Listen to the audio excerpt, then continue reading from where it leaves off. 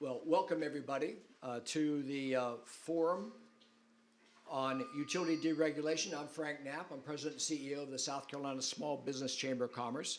This forum is being sponsored by a number of nonprofits, including the South Carolina Small Business Chamber of Commerce, the League of Women Voters, the National Association of Social Workers of South Carolina, Sustainable Midlands, the New Alpha Community Development Corporation, Kingdom Living Temple, and the Whitney M. Slater Foundation. We thank all of you for being here. Each of those organizations that I just mentioned were part of the Stop the Blank Check coalition that was formed in 2016 to address problems that we saw in the old Baseload Review Act. Of course, a lot has changed since that time. But now we are discussing the energy future of South Carolina. And as you all know, we are going through some tumultuous times here in South Carolina. We have SENG just being purchased by Dominion Energy. We have the possibility of Santee Cooper being sold to a private entity. We do have Duke Energy that wants to make sure they're not left out, and they have a rate increase on the table. And so we have a lot going on. And our groups thought that it was important at this stage in South Carolina's history regarding energy to have a complete conversation that would include the possibility of deregulating our utility market, or as one of our speakers is going to say, increasing competition in the utility market. We are not advocating, those of us who are sponsoring this event are not advocating for utility deregulation, but it is important that we have this conversation, and maybe it will help educate the public, the media, and members of the General Assembly about options that might be out there. So I'm really pleased to have a great group of presenters today. We're going to start very shortly with Senator Tom Davis, but we're going to have Jerry Ellig, Dr. Ellig. He's going to talk about the Texas model deregulation. He's also going to talk about the history of deregulation in the state and across the states. We have then we're going to hear from Jim Clarkson, who's going to talk about the Georgia model of deregulation. Robert Abusa is going to talk about Illinois and that model, and Wisconsin models of deregulation. We're going to end with Dr. Katie Grace and Dr. Mike Maloney, talking about the financial impact possibly to our in-state utilities regarding deregulation, that we do have to be concerned about what impact it would have on our regulated utilities in South Carolina. So with that, we will try to wrap up here by 10 o'clock. So thank you again for coming. Don't forget, there is food over there. Please get up and help yourself, and coffee and water. But we're going to start right now with Senator Tom Davis, who represents Beaufort and Jasper counties. Come on up, Senator, and thank you very much for joining us. We appreciate it. Thanks for having me. Appreciate it. Good morning. Just a few words, and I've got to make my way to the State House, but I really appreciate Frank and the small business group putting on this forum. And for me, this is all about learning the lessons of EC Summer. And last year, we focused on the Baseload Review Act. We focused on the repeal. We focused on rolling back some of the rates that were approved on the Baseload Review Act. And I understand that was the thing right in front of us. But it doesn't address the underlying problem, and it doesn't address the reforms that are necessary. And just speaking in general terms, in South Carolina, we essentially have the state carved up into monopoly territories. And each large utility is essentially given a energy production monopoly in that territory. And so what you have is SCE&G, or I guess now Dominion, Duke, and Santee Cooper, each have certain territories that are assigned to it. And what ratepayers pay is essentially a function of how much capital those mega utilities put into a project times 10.5% or times a 10% return. I mean, and so you've got a system right now that incentivizes companies to engage in large-scale capital projects because the more capital they spend, the higher rates they can charge. And also what you have is a situation where they'll continue to make capital expenditures, even when there isn't a likelihood of it ever generating any power. That's what we saw with VC Summer. I mean, it's amazing to me, in listening to the testimony, that 3 or 4 years ago, there were very clear signs that VC Summer was in trouble and that it was never going to be finished. It was never going to generate any power.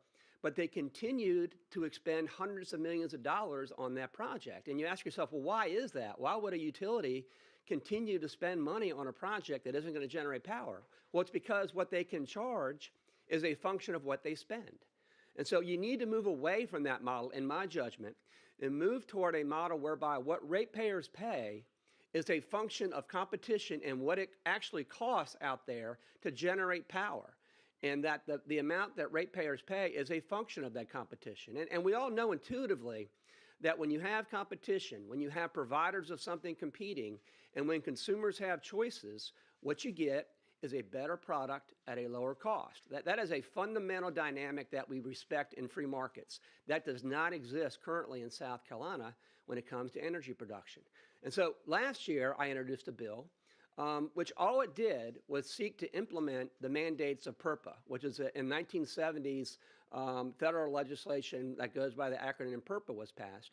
And that law was passed because Congress had concerns about vertical integration, had concerns about, energy providers generating, transmitting, and distributing power. And recognizing that that monopoly has dangers, it passed PURPA. And what PURPA says is, if you're an independent power provider, and if you can demonstrate that you can generate that power more cheaply or below the utility's avoided cost, then you must have the ability to sell your power to the grid so that those savings get passed on to consumers.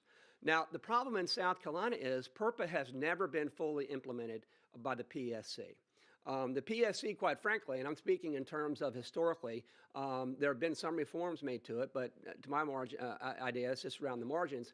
You've had a tremendous degree of regulatory capture. And these utilities, these mega utilities that are ostensibly regulated by the PSC, are very cozy and have relationships with the PSC. And so the PSC has not fulfilled the mandates of PURPA. It has not allowed independent power producers to compete and generate power and sell to the grid. And so I think the larger lesson from VC Summer is that our method of generating power, dividing up the state into territories, giving mega utilities monopolies, and the amount ratepayers pay being a function of how much capital they expend, that model's broken.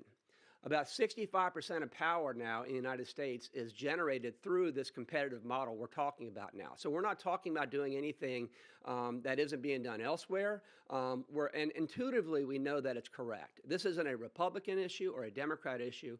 This is about allowing ratepayers to enjoy the benefits of the technology breakthroughs, competition, efficiencies, setting up a model whereby consumers can benefit from that. We don't have that in South Carolina right now. Now, that bill I just talked about last year, all it did was implement PURPA. All it said to the PSC was, if an independent power producer comes in and can demonstrate they can generate power for less than the avoided cost of a utility, they have to be able to sell it to that grid. I couldn't get that bill out of committee because of the stranglehold that a lot of these utilities have on legislators. And I think people, it's interesting with public policy. You have windows of opportunity to affect fundamental change, and those windows close quickly. But in the wake of what happened in Fairfield County, and with people paying attention, this is a golden opportunity for us to explain why this system doesn't work and why these reforms are necessary. I understand last year, and I talked to leadership, they didn't want to interfere with repealing the Baseload Review Act. They didn't want to interfere with rolling back some of the rates. They were afraid that if we tried to add language in my bill on top of that, that it might get tied up. And I respect that fact. But this is the year now that we have to address the underlying problem. This is the time where we have to fix what caused that problem out in Fairfield County in the first place. And one of the contexts in which we're going to do that is with Santee Cooper. I served on a committee that's looking to sell the assets of Santee Cooper to an investor-owned utility. But we have to be careful here, because if all we do is sell assets to an investor-owned utility and give that same utility the monopoly that Santee Cooper has, we haven't done anything to advance the cause of energy production in South Carolina. I mean, swapping in a private entity with a monopoly for a state-owned entity with a monopoly doesn't solve the problem. And so one of the things we need to do as we move forward in this session, if we make the decision to sell Santee Cooper, we need to make sure that the RFP that is issued to private companies makes it very clear that they're going to have to compete. Well, it makes it very clear that they don't get monopoly status. It makes it clear that if an independent power producer could come in and generate power more cheaply than you, then that power is going to be sold to the grid. We need to build that into the RFP. The biggest mistake we could make is if we put in the RFP and say to the bidder, by the way, in addition to buy these assets, you're going to get the same territorial monopoly that Santee Cooper had. Now, that will drive up the price, right? Because it'll drive up the price, because if you're a utility bidding on something, if you get a monopoly with it, you'll pay more. But all we need to do in selling a Santee Cooper is sell it for enough money to retire the outstanding bonds. And we can do that without promising the successful bidder that they have a monopoly. So this is going on this session. I think people are dialed in and paying attention to it. And it is imperative, I think, that we take it up this year. And that's why I'm so grateful that people like Frank and Orrin and others have provided the intellectual firepower behind this. And my sense in the General Assembly is there is a bipartisan will to get this done, and I really hope that we do. I wish I could stick around longer. You've got some great speakers lined up. I'm excited about what 2019 can bring, but we can't let this window of opportunity close, because if we let this session go by, people are going to start paying attention to something else, and we will have missed the opportunity. So I appreciate the chance to share a few words with you, and hope you enjoy the seminar. Take care.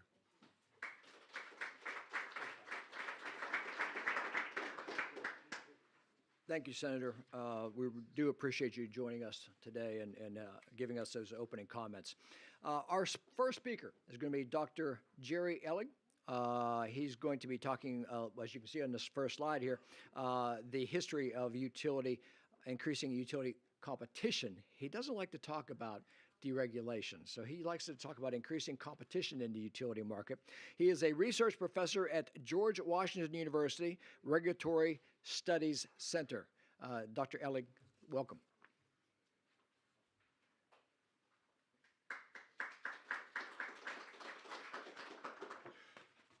Oh, well, thank you, Frank, and thanks for inviting me to come here and talk this morning. Yeah, I am a research professor at the Regulatory Studies Center at George Washington University, but we actually live, my wife Sandy and I actually live in South Carolina, been a customer of a co-op in Kershaw County for 6 years, been over at the beach, been a customer of Santee Cooper for more than 25 years, which is a polite way of saying I'm fixing to take it in both ends unless we get some things straightened out here in our electric market. All right. Well, here's a little kind of stylized picture of the electric system where, the major pieces are over on the left, generation of power, long-distance transmission under high voltage, and then local distribution by a local utility. And there was a time when everyone knew that this whole system needed to be an integrated, regulated monopoly. Everyone knew that because it involved poles and wires and a lot of capital. And so, of course, that had to be what economists would call a natural monopoly. Now, there's a lot of economic theory about natural monopoly. It is a theoretical possibility, but what we need to do is look at the evidence to see whether that theory describes how the industry works in practice. There were always some cracks in the idea that the entire system had to be an integrated monopoly. There are federal power projects that mostly sell power, hydropower from dams, that traditionally focused on generating power and selling it to other entities, not selling it at retail. So Bonneville Power Administration out west and so forth. They're primarily power generators, so they were not integrated utilities. A lot of municipals and co-ops don't own their own generation. They buy power either from utilities or from federal projects or from Santee Cooper or other places. We really started to get more competition at the wholesale level with the Public Utility Regulatory Policies Act of 1978 that said utilities had to buy power from qualifying facilities, which are basically facilities that produced electricity and produced something else like steam. This was an energy conservation measure. Utilities were required to buy this power. Explicit recognition in federal policy that Generation does not have to be provided by a monopoly utility. Folks other than utilities can generate power and then sell it to utilities or sell it to big industrial customers or others. The competitive market in wholesale power broadened with the passage of the Energy Policy Act in 1992, which legalized what's called merchant generation of power. Essentially, this said you can build a power plant and sell the power even if you're not a co-generator, the kinds of things that were envisioned under PURPA. You can simply, as an entrepreneur, if you can get permission from your state government and, siting and all that kind of thing, and access to transmission and so forth, you can go ahead and build a power plant and sell your power to a big industrial customer or to a utility or to a municipal or whatever. But that's all wholesale competition. What's really interesting is retail competition, and I'm going to talk about 3 examples. One is the example of Texas, which is largely regarded as a success. Another is what was done in California, which is largely regarded as a disaster.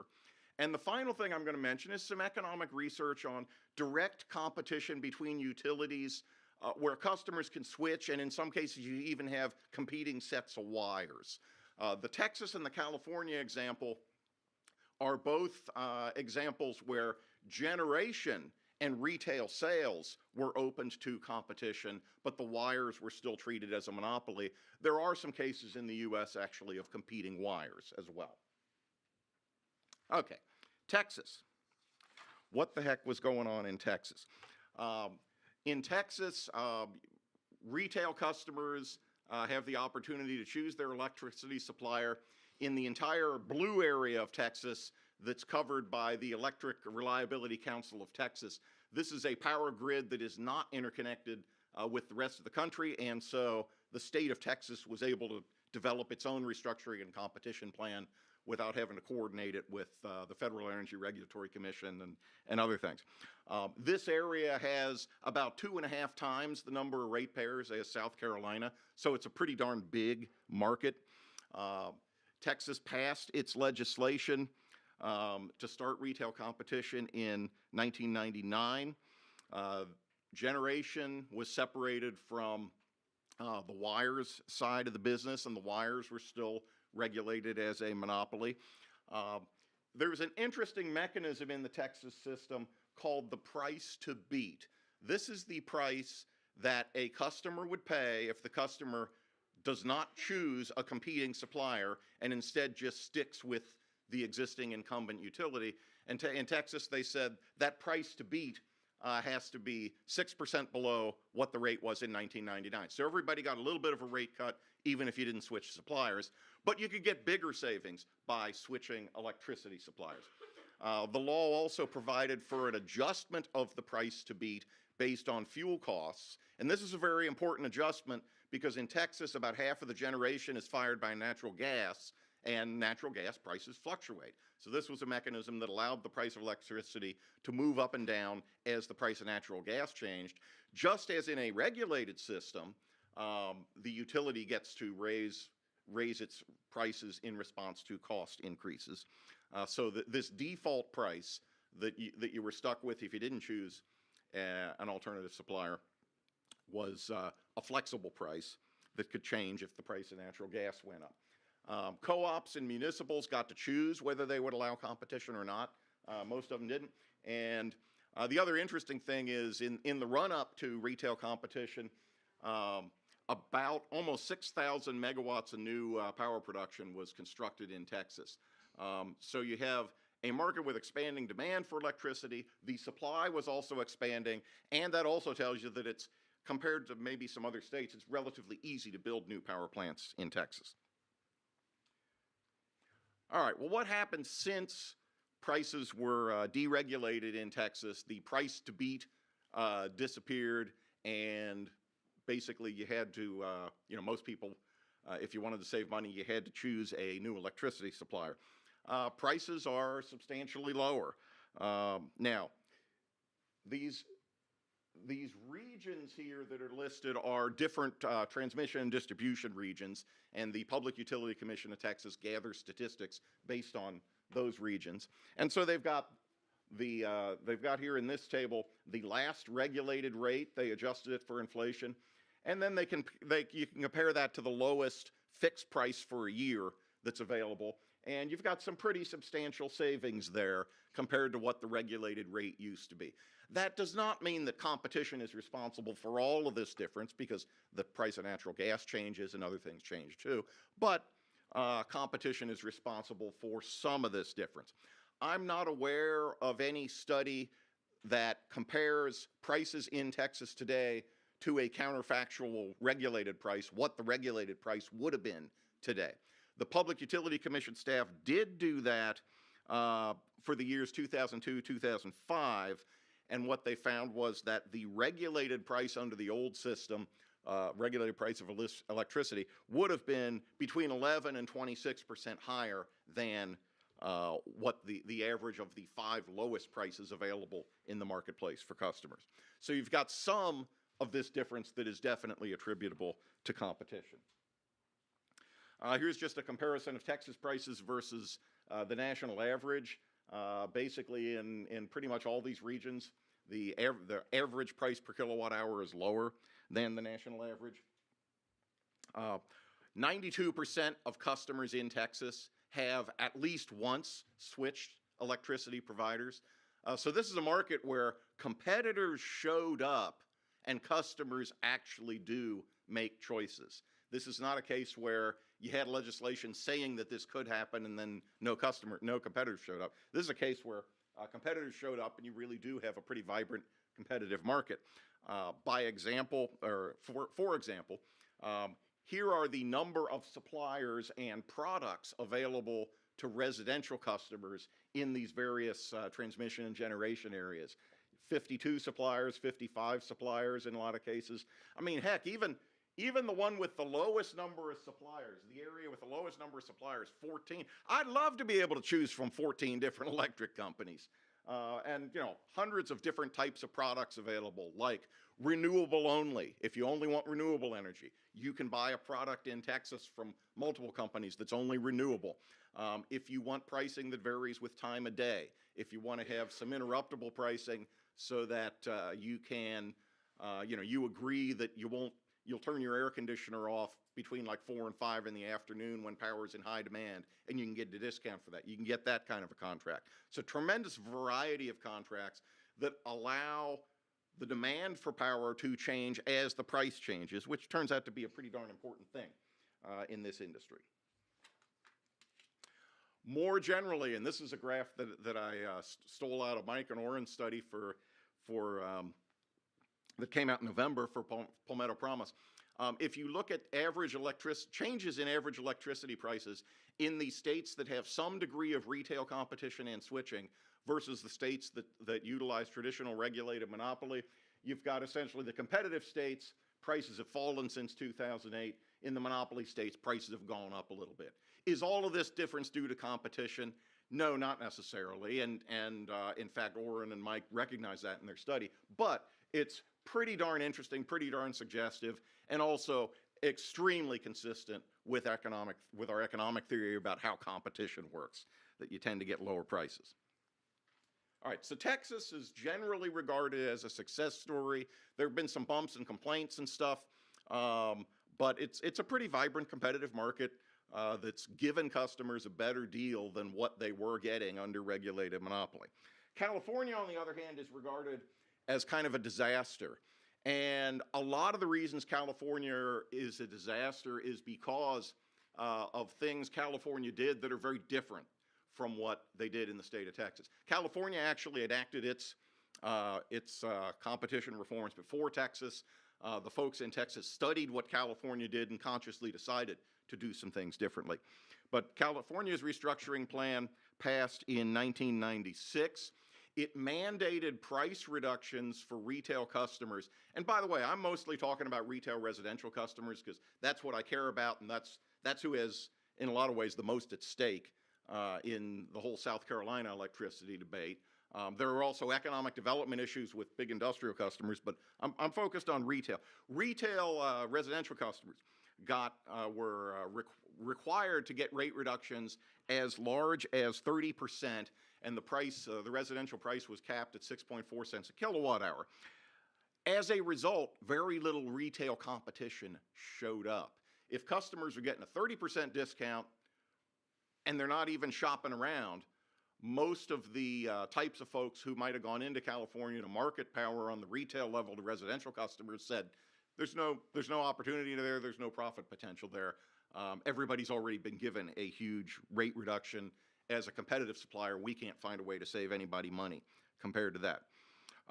In addition to that, most residential customers, vast majority of residential customers in California were on price plans with the utilities where the residential customers and a lot of other customers as well were not going to see real-time electricity prices fluctuate, and they were not going to change their demand, the amount of electricity they use in response to prices. So if you have a car dealership, that could be, have somebody out hosing down the parking lot at 5 in the afternoon at the same time as everybody was running their air conditioners. They would go ahead and do that. The price they paid for power didn't necessarily change to reflect the fact that that's a high demand time, and maybe you shouldn't be using your pumps to hose down the parking lot at the same time that everybody else is running their air conditioners. The wholesale market in California, all California utilities were required to buy all of their power in a day ahead and hour ahead spot market organized by the state of California. That meant that the price of power fluctuated wildly from hour to hour and from day to day, depending on supply conditions, depending on demand conditions. Texas, on the other hand, did not create a centralized market and told the utilities and the competitive power suppliers were allowed to source their power however they thought was most appropriate. They could do long-term contracts for power. They could buy some on spot markets, whatever. Texas did not try to tell the suppliers where or how they had to buy their power. California said, you got to buy it all on the spot market. At least the utilities had to buy it all on the spot market. And because of the automatic rate reduction, most people were still served by the utilities, not by any competitive supplier. California also built very little new generating capacity in the run-up to its deregulation, and this tells you two things. One is it simply tells you, even though demand was growing, they weren't building new capacity. It also tells you something else if you're looking kind of forward, which is it's just a lot harder to get stuff built in California, especially near big population centers, which is where you might need additional generating capacity because of possible constraints on the ability to transmit power over long distances. So California, you would have less of a competitive response on the power supply side, building new plants. And then something happened in 2000. We had a couple of years of low rainfall and snowfall in the Pacific Northwest, which reduced the amount of hydropower coming into California by about half. By about 40%. This is really important because California gets 20 to 25% of its electric power from imports, and most of that is hydro. So if you have low snowfall, low rainfall, there's a lot less hydropower, and so the owners of the generating plants in California learned pretty quickly that they could bid really high prices to sell power in that California spot market and make a lot of money and not have a lot of competition because you didn't have this low-cost hydro, or you didn't have nearly as much of this low-cost hydro anymore. And they learned they could continue to ask for high prices because there was very little response on the demand side because the customers using electricity were not seeing any kind of price signal that told them at a particular time of day, particular hour, particular time of year, hey, electricity's short now, use less. So you got rolling blackouts in California. Now, this problem was understood ahead of time. Vernon Smith, the 2002 Nobel laureate in economics, received the Nobel Prize because he invented a new way to do economic research, designing experiments in a laboratory. Before California adopted its plan, Vernon Smith's Economic Science Laboratory at the University of Arizona put together experiments, and in their experiments you have experimental subjects, usually undergraduate students, who act as market participants, and they have a chance to win real money, so they're actually motivated by profit, and you can try out different ways of designing markets to see what happens. And they found that if you have folks on the supply side of electricity who can respond to prices, and people on the demand side who see prices and can cut back their purchases in response to price increases, you get a pretty competitive result. On the other hand, if you do something like California, if you have a shortage of supply due to low hydropower or collusion on the side of suppliers trying to drive bids up or whatever, then you get, the kind of crazy results that actually happened in California. Now, Vernon and his group, they actually had one California utility who was interested in what they had to say. And because what they suggested was that the most important thing any utility needed to do if it was going to survive in this competitive environment is get a lot of customers on contracts so the customers see real price signals and cut back their consumption when electricity is in short supply. The utility they spoke to said, that's real interesting, but what we would like you to do is be our economic consultants to help us persuade the legislature to give us a big stranded cost recovery. And in the language of utility economics, stranded costs are the bribe that have to be paid to the incumbent utilities to get them to stop opposing competition. That's what it is.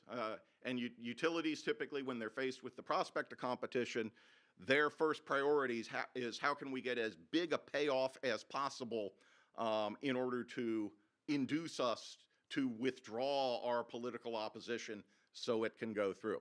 Now, the dirty little secret is in a lot of places, California, the Midwest, the Northeast, when utilities were told, well, if you want to consider some of your assets stranded because they're not economical in a competitive environment, you actually have to sell that generating plant to see what it's worth.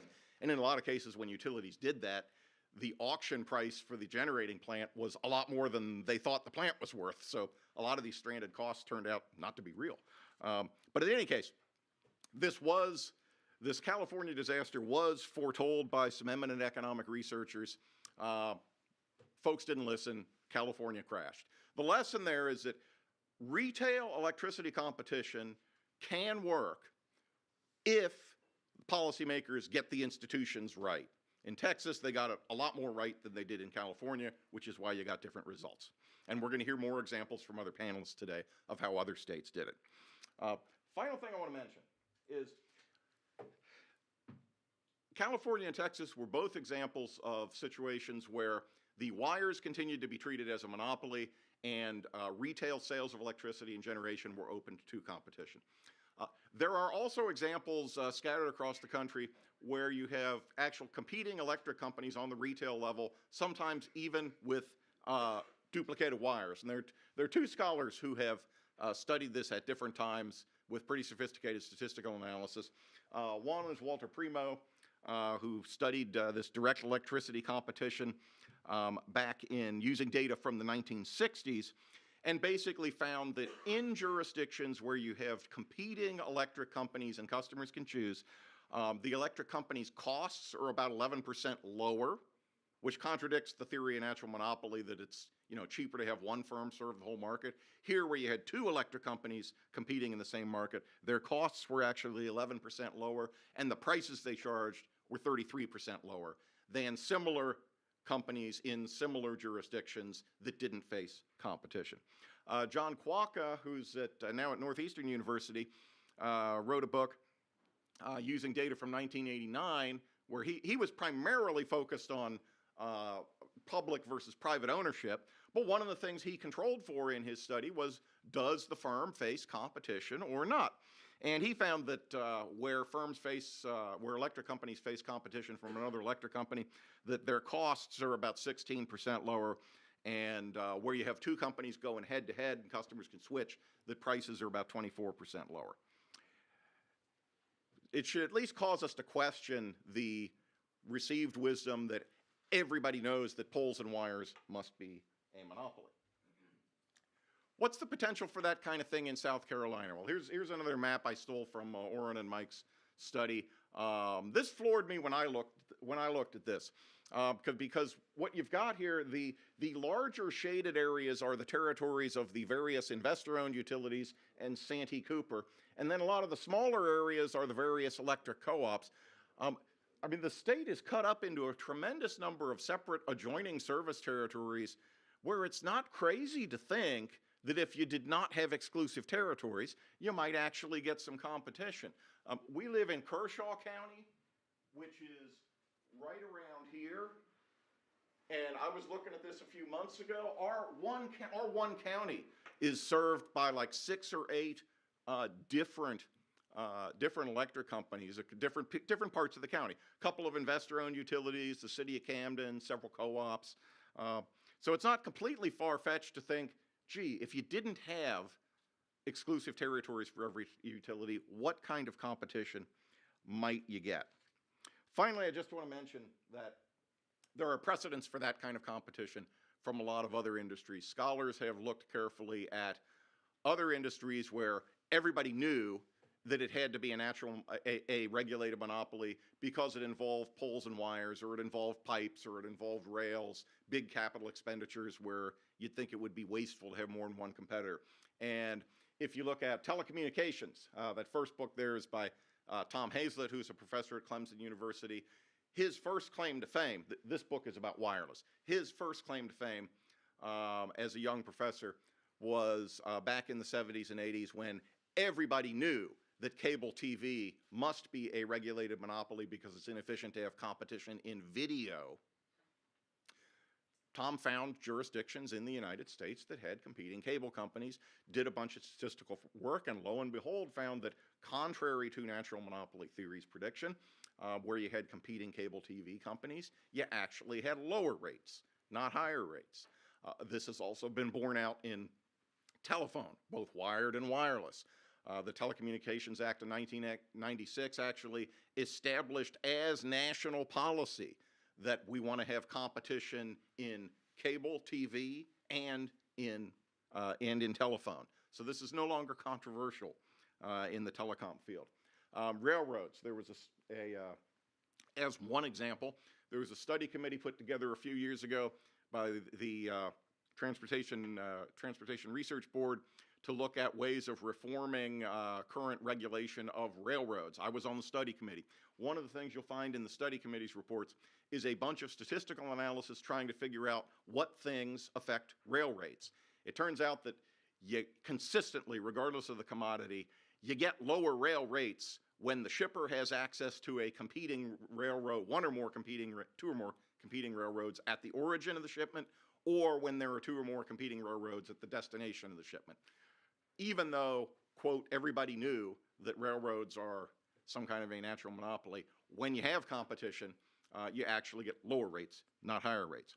Similarly with natural gas, I've done some work on natural gas pipelines, same kind of thing. In Texas, you have a system where gas pipelines, intrastate gas transmission pipelines, are expected to compete. You actually have lower costs and prices than for similar federally regulated pipelines that are regulated as monopolies. And more broadly, a number of years ago, Bob Crandall at the Brookings Institution and I took a look at the economic literature on the effects of competition and deregulation in airlines, railroads, trucking, pipelines, gas pipelines, and long-distance telecommunication, back in the day when you chose a separate long-distance company. And we found that based on the peer-reviewed economic research, deregulation and competition in those areas had created $50 to $60 billion worth of benefits for consumers annually. Some of that's price reductions, some of that's service improvements. And I'm going to skip over that last graph to the conclusions so everybody else has a chance to talk.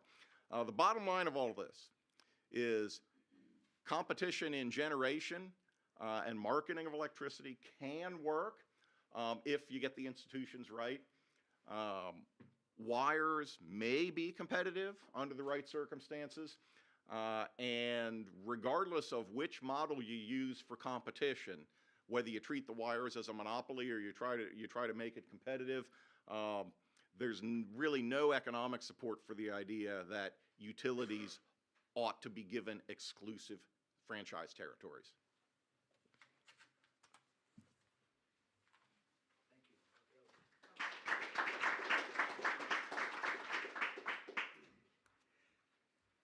Helig, thank you very much. We appreciate all your great information that you provided us. We're going to go to our next speaker. This is Jim Clarkson. He's the president of Resource Supply Management, and he works in Georgia with their deregulated utility market. So, Jim, if you can come forward. Thank you very much. Thank you. For more detail, my company helps energy buyers with their procurement arrangements and also utilization or efficiency and technical improvements as well. And we operate all over the whole country. We negotiate with utilities that have customer choice as well as the ones that don't have customer choice. I don't like the word deregulation. Customer choice so far in most states involves more regulation, because then there's rules and pricing for the transmission system, and then the marketers, as we've seen, can be as many as 55. Well, that's that many more companies that the state utility regulators can now demand various information from and interfere in their operations. So when we hear the word customer choice, so far that's been meaning mandatory access.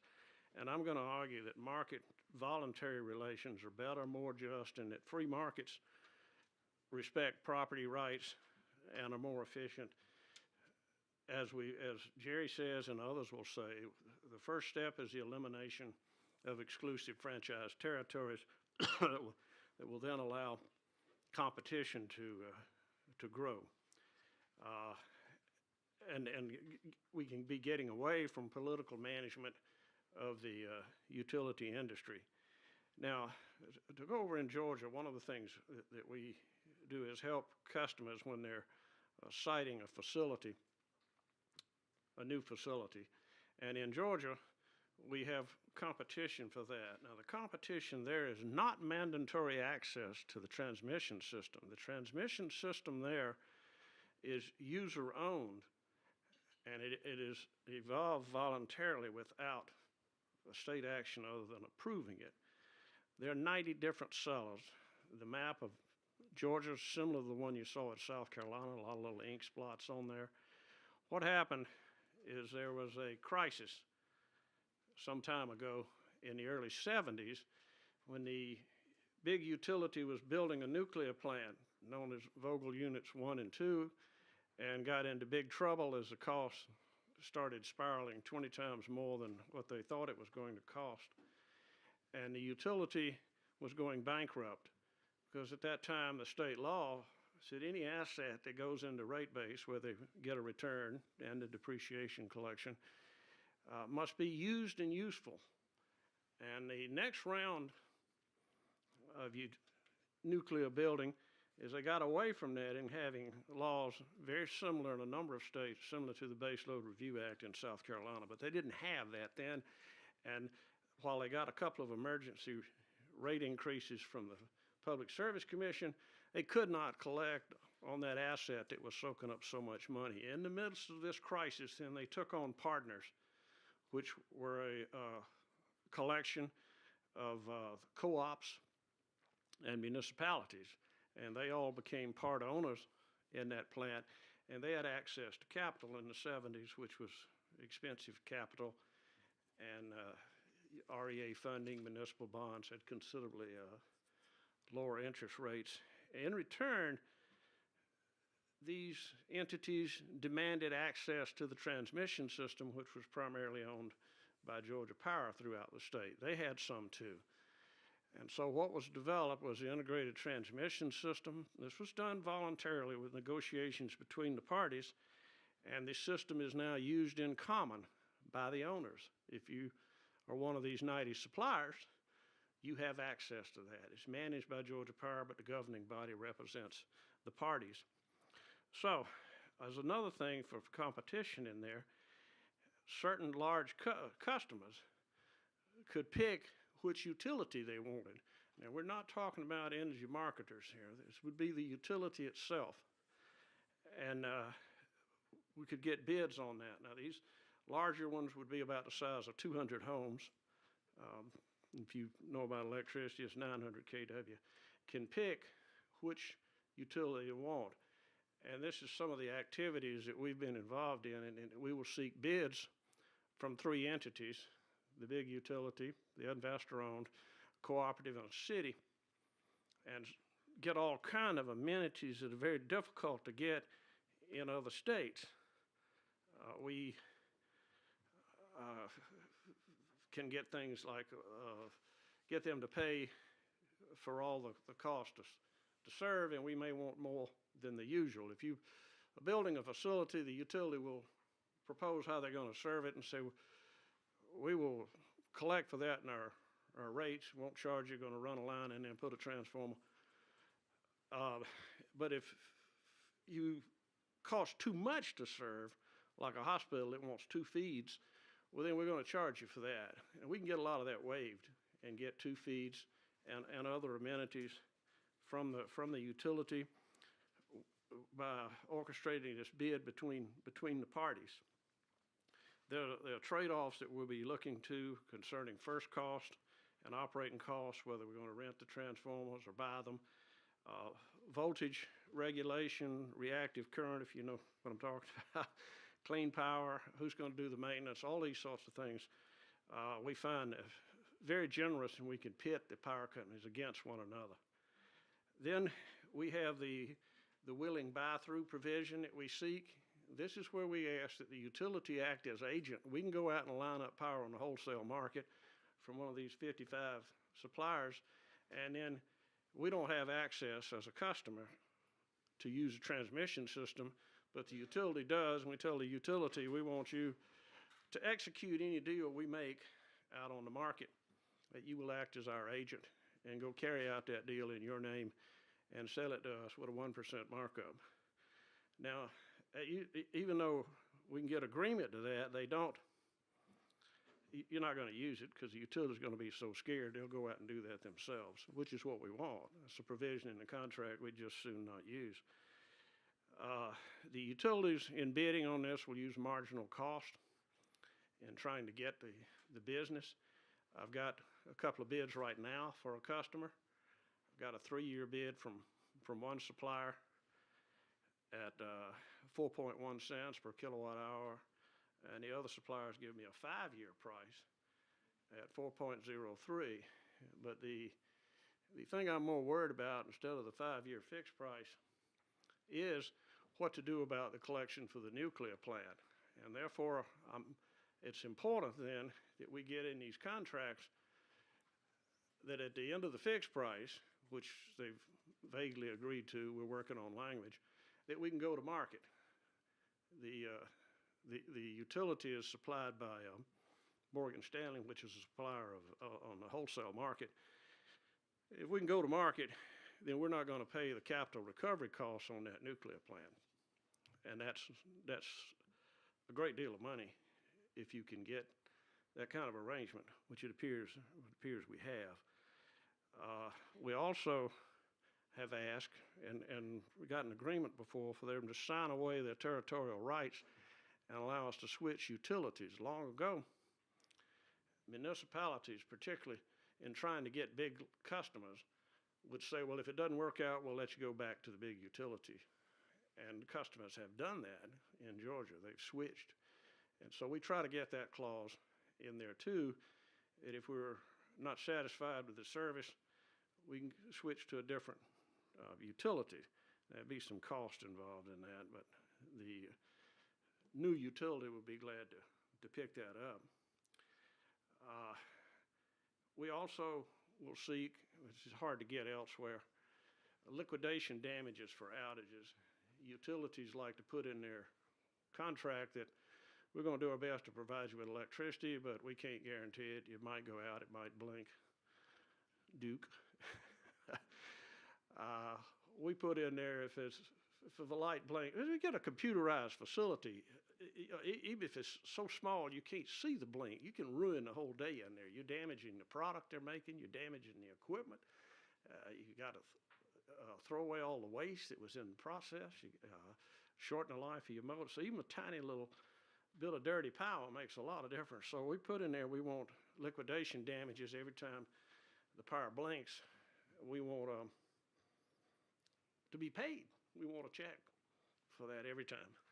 And that then assures they're going to, we hope not to collect, because usually the fee we want to collect is something like $1,000, mostly to embarrass them. And they will then concentrate on keeping that place up to speed. They're going to see that the calibration of the breakers are right, the upstream equipment is in tip-top shape. They're cutting the limbs off the pine tree. We had one in Oklahoma City. Utility had 18 outages over a 5-month period. And they said, well, it was only 7 hours. Well, the time doesn't matter. 18 outages is extremely disruptive. So we demanded they put in a second line to duplicate and began a lot of belly. Anyway, we can get all that in Georgia. We can say we want 2 lines into this thing. We want all these things. Then we asked for a most favored customer clause, which says if you ever give anybody a better deal than you've given us, you must offer us that same deal. Now, we rarely get that. We did, but the reason that's extremely uncomfortable for the other side to answer. When you're negotiating and you ask for that, and they'll say, oh, well, this is a good deal. You don't need to worry about that. We say, well, we don't need to worry about it. Might as well stick it in there anyway. It's not going to hurt you. And they say, oh, no. We'd have to keep records. We'd have to go to the Public Service. We'll go to the Public Service Commission with you. We'll hire, And they give all these excuses why they can't give a most favored customer clause. And it's, as I say, they're very uncomfortable. And finally we say, well, yeah, we've been talking about this for months. We can't see, you feel that's real important. I tell you what, we'll drop that as long as you give us some of these other concessions of a free transformer and 10% discount on the rate for 5 years, things like this. We can give that one up in trade for getting some of the other things. Now, as I said, the crisis led to these reforms. We're seeing the privatization of the system in Puerto Rico due to the crisis that's happened there. We have a crisis in South Carolina. We can do this. It takes very little to do different from what Georgia's doing. Now, the small changes that we can make it better in Georgia and use it in South Carolina, just a few clauses in the Territorial Act of 1974, we would say instead of 900 kW, it should be 90, and after a few years, it should be 9, and then none. And anybody can switch. Right now, once you pick your utility, that's perpetual, unless you can get the sign away the territorial. The big IOU in Georgia will never do this, of course. So we put a lot of loads on municipalities and EMCs, we call them there, co-ops. But if it was not perpetual choice and there was not a size limitation, that takes care of it. We don't need to have regulation at all. Then competition will take care of it. It would not be the mandatory access that's going on in these other states. This is different. Now, briefly, the origins of utilities, utility regulation is in the early years of electricity generation. There were rapid technical improvements that increased the efficiency. So you had Chicago, there's 45 different utilities could operate in that city. But the new ones would come in with a new power plant that was better than what the incumbents had. And so the coming of state regulation, starting in 07 through 1920, was done by the utilities themselves. They wrote the laws, lobbied for them, and put them in place so they could collect on their obsolete assets and not have to compete with those that had cheaper and more efficient prices from the technical improvements in generation. And so they provided the initial staffs, and they would get a retired general to be the chairman. So the utility regulations origins, the purpose was to collect on their bad investments, to eliminate competition, and to dominate their customers. And we certainly see that's going on. You can see it right here. In Georgia, the PSC, did they protect customers? No, they protected bondholders and stockholders with the Dominion merger. They did not protect the ratepayers, the innocent ratepayers. It had nothing to do with the decisions. So my argument is competition. I had one more here, and the voluntary common carriage was done in the petroleum industry that's regulated differently, and that the pipelines that run up the East Coast to the airports carrying petroleum products, such as Colonial coming through South Carolina, these were put together by the retailers. There's ferocious competition in gasoline, but it was the big guys, Exxon, BP, Mobil back then. These companies jointly put in that pipeline, user owners, and they could use it to send petroleum products up the East Coast. And that's what I am arguing would be the best system for South Carolina, would be the user owner model in Georgia with a few slight modifications. I have my cards up here if you're interested.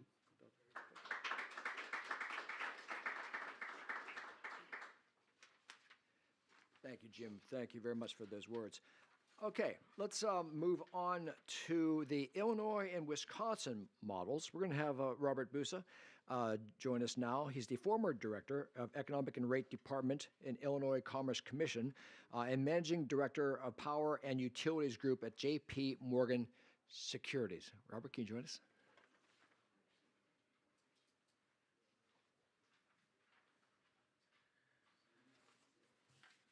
Thank you, Frank, for inviting me to talk to this group about the benefits that the market can generate for really all consumers. And I'm going to talk specifically about Illinois, which has a customer choice program, which has operated well and not well, depending on how you want to look at it. And I also want to talk to you about Wisconsin, which did something slightly different. They deregulated a portion of the system that had been presented, which is you have generation, you have transmission, and you have distribution. Deregulated transmission in order to provide for more bulk sales in the state of Wisconsin, but also did something that is typical with people from Wisconsin. You ever remember the old cartoon Yogi Bear? And he always viewed himself as smarter than the average bear. Well, Wisconsin regulators sort of viewed themselves as being smarter than every other regulator out there. So where Illinois went to customer choice to let the customers work, Wisconsin decided that they would, by regulation, sort of simulate a non-regulated market. And I want to go over some things in Illinois. I also want to go over briefly what they did in Wisconsin. And you should have a set of slides here that I believe have been passed out, which basically gives you the prices at various time periods in Illinois, Wisconsin, and Indiana. The reason I put Indiana in there is that it is a neighboring state.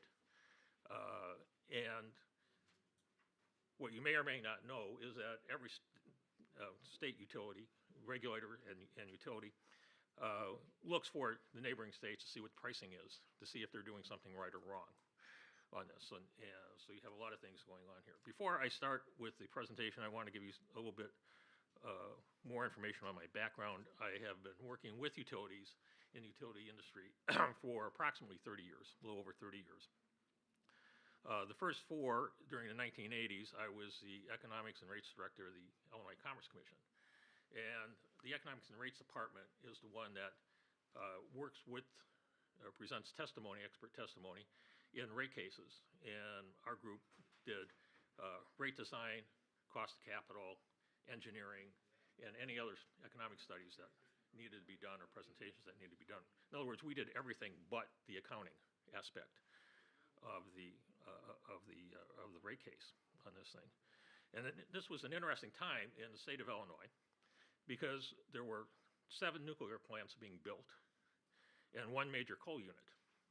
So you have a situation where everybody could, looking down the line, as plants were coming online, could see the massive rate shock that was going to hit customers going forward.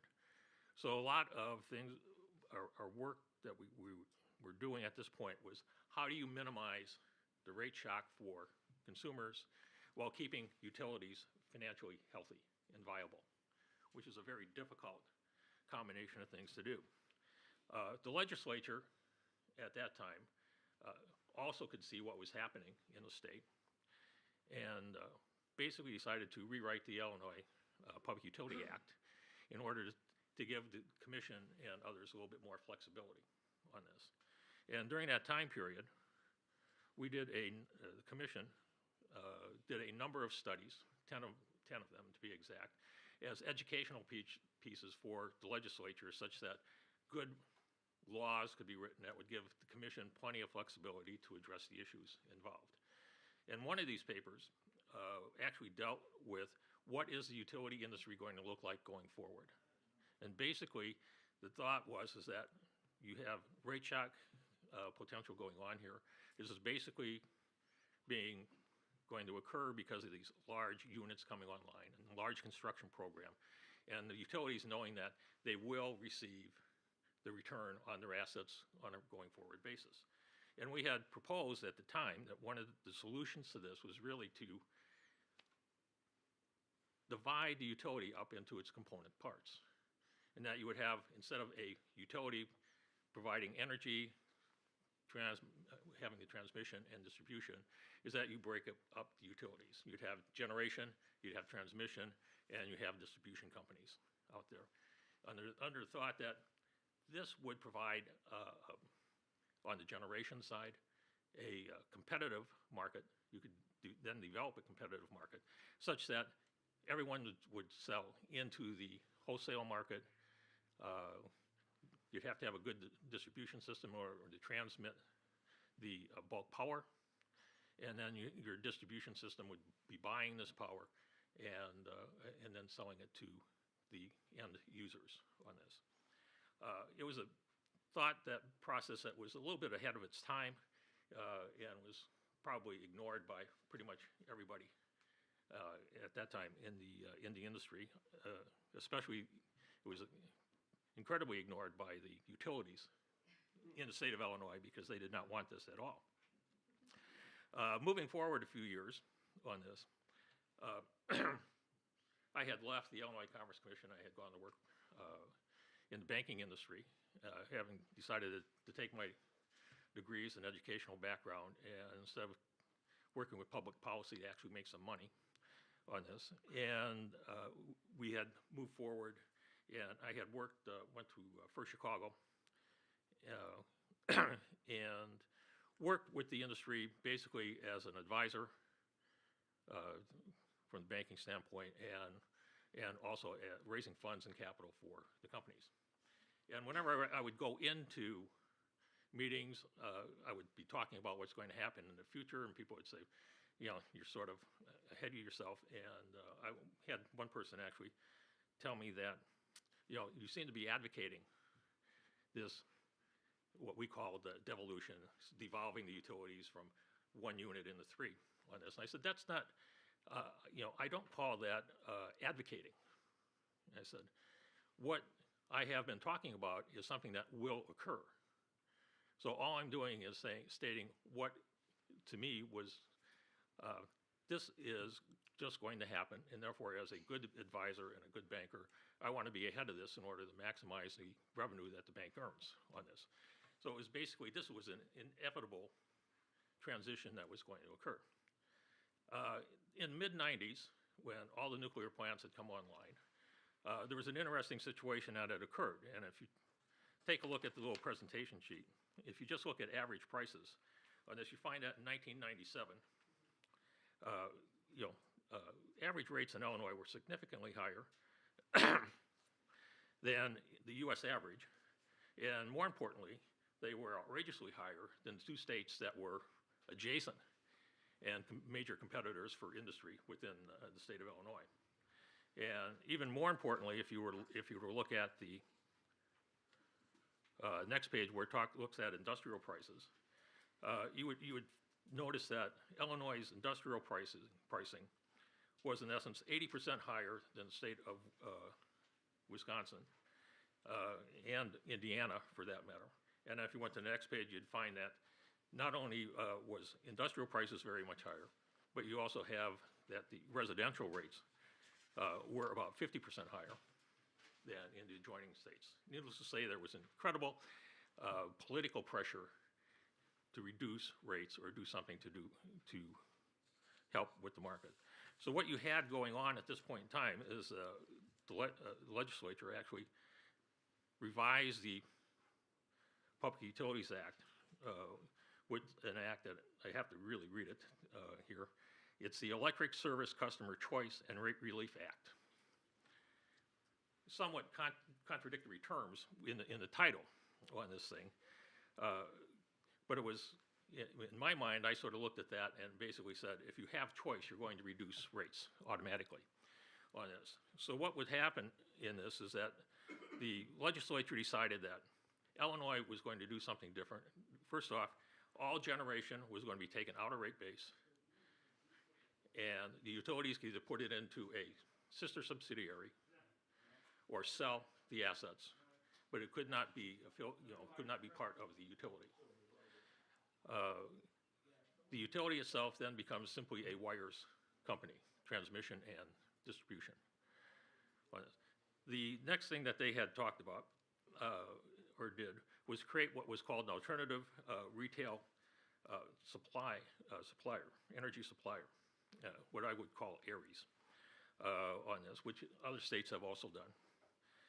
And you were certified by the state, and once you were certified, you could come in and you could sell power to retail customers, be they industrial, commercial, or residential on this.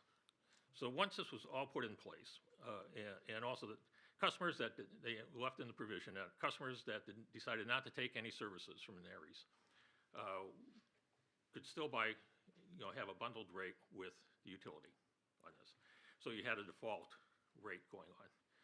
And the results from this was pretty dramatic. First off, almost all industrial customers shifted from the utility to ARIES. As a matter of fact, 90% of all energy went from being bought from the utility to the alternative retail energy suppliers. The other 10% did not stay with the bundled rates, but actually hired people and did their own analysis and were buying in the wholesale market at that point. And then you can see what essentially what happened to rates if you look at the industrial sector, where they were 6.84 cents in 1997. They were 4.65 cents in 2004. So you had a massive decrease in price, basically from the fact that the large providers could go out and enter into contracts, short or long-term, with alternative energy suppliers. So competition from an industrial standpoint worked, it was spectacular. And companies that were complaining about utilities, industrial companies, all of a sudden thought that they were the greatest things in sliced bread, because now all of a sudden their rates were really low on this. You had a similar impact on the retail side. Not as dramatic as some of the things that you saw in California. Because what happened on the retail side is that the utility, since it no longer bought from its own generating companies, on this they turned around and bought in the wholesale market, basically on a spot price. So the spot energy prices went down, and they were seeing 50, depending on the utility you were at, you were looking at 15, 20% rate reductions. So you now had utilities that had, by this simple thing of taking generation away from the utility, you now had rates going down. The interesting thing with the residential, in the residential markets, is that when rates go down like that, all of a sudden people aren't concerned about going to an alternative supplier. Because now the question is, if the utility is buying essentially in the wholesale market, selling it to me at the lower price, why do I need to go out and spend the time and effort in order to look at longer-term contracts and understand exactly what is going on in the market? So you had a situation there is that where almost, or really all industrial customers left the utility, hardly any retail customers left the utility and you still had the bundled rates on this. So you had an interesting situation in that respect. As to the utilities themselves, they now have this generating company. And people always forget, they're worried about what's the prices for customers. They forget about what about the financial side going on to this. Well, an interesting thing occurred on here. And that first off, as Jerry had said, a lot of these plants were sold. And they found out that it was at significantly higher prices than they thought they were. So you basically had no stranded cost. And in the Illinois legislation, there was virtually no provision to allow stranded costs to be recovered from ratepayers on this. Commonwealth Edison was notorious for being a great builder of nuclear plants. They could build a nuclear plant for $2.5 billion that other companies would take $4 billion to build or more on this. But the notorious part is that they were terrible operators of these plants, where normally you would expect with a nuclear unit that it should be have a capacity factor somewhere in the a minimum of 85%, more than likely up in the 90s, and that they were operating their units at about 60% capacity. When all of a sudden the generation side was a separate business, all of a sudden strong business practices were applied. And capacity factors at the nuclear units went from the 60% prior to I don't want to say deregulation, but the spinoff of the nuclear units. Capacity factors were now in the 95% range. So you had a tremendous amount of extra power being produced, which was being sold with the marginal cost of about zero on this going into the market. So they were making money hand over fist on the generation side.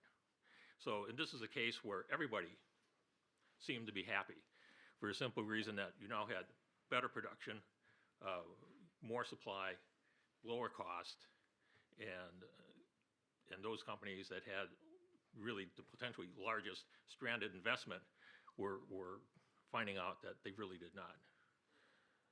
So, but you still had the problem, or perceived problem, that residential customers were not being benefited by the customer choice, because customers were not moving to alternative energy providers on this thing.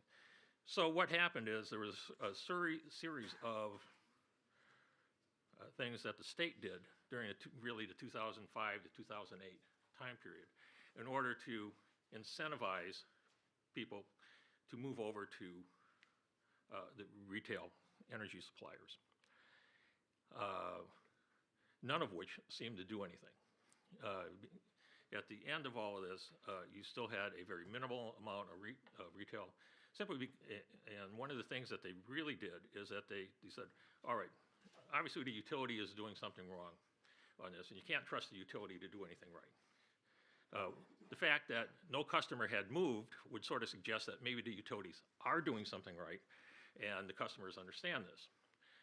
So what they did is that they decided, we're going to take away all the buying power from the utilities, and we're going to set up a special state agency in order to purchase power on behalf.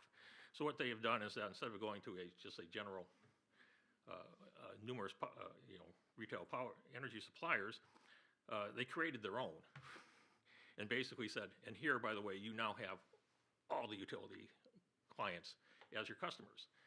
And what they did is that they turned around and then for competition's sake, would turn around and create what would be the power to beat in Texas, what they called the power price to compare, and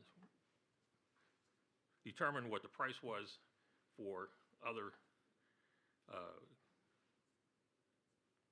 energy supply companies to come in and match on that. So now you have the retail side of the business, especially with the residential, having somebody that is going out and essentially looking for their best interest, and instead of moving customers to the retail energy supply side, you still had essentially state regulation on the prices in that area. In order to move things along, a couple of years later, in 2010, the state said, at the behest of any number of municipalities, especially the city of Chicago among them, that it would be nice if that we could set up our own little purchasing operations. So they put it in that cities and counties could aggregate all the citizens in that city or county and go to various power companies, alternative energy suppliers, and have a competition to find out what would give them the lowest rates on this. So now you didn't have people signing up, energy suppliers signing up people individually. I can remember walking through O'Hare Airport, because I traveled a lot, and every time you turned around, there was somebody saying, "Do you live in the state of Illinois?" And you say, "Yes." And they say, "We have a deal for you on electric rates," okay? And you just could not get away from these people on this thing. And basically, the response was, "Yes, I am, and I'm happy with what I have," type of thing, because there's no real competition here. So they had a problem because they couldn't aggregate enough customers in order to go out and market this to get a reasonable rate, one that would beat the one that the company is being currently providing on this thing. So by doing this, you had an amazing thing happened on this. That once you had these large aggregations, like the city of Chicago, you're talking 600, 700,000 retail customers and residential customers on this, and various other municipalities, is that they all were able to go out and say, all right, we have a large group. We're now talking large numbers. Give us your best bid to compete with essentially what is being offered by the Illinois Power Agency on this. And an amazing thing happened. Electric costs all of a sudden plummeted, because now you had some real size going out, and rates, people were actively bidding on these large loads on this. The difference is this: in 2011, this would be the next year after the aggregation, municipal aggregation was allowed, you had 21 municipalities out doing the aggregation, and there were 21,000 residential customers that were now receiving power through the alternative energy suppliers. In 2014, you now had 749 municipalities doing the aggregation, and the number of retail customers, the residential customers out there that were now receiving power from the alternative energy suppliers ballooned to 2.8 million.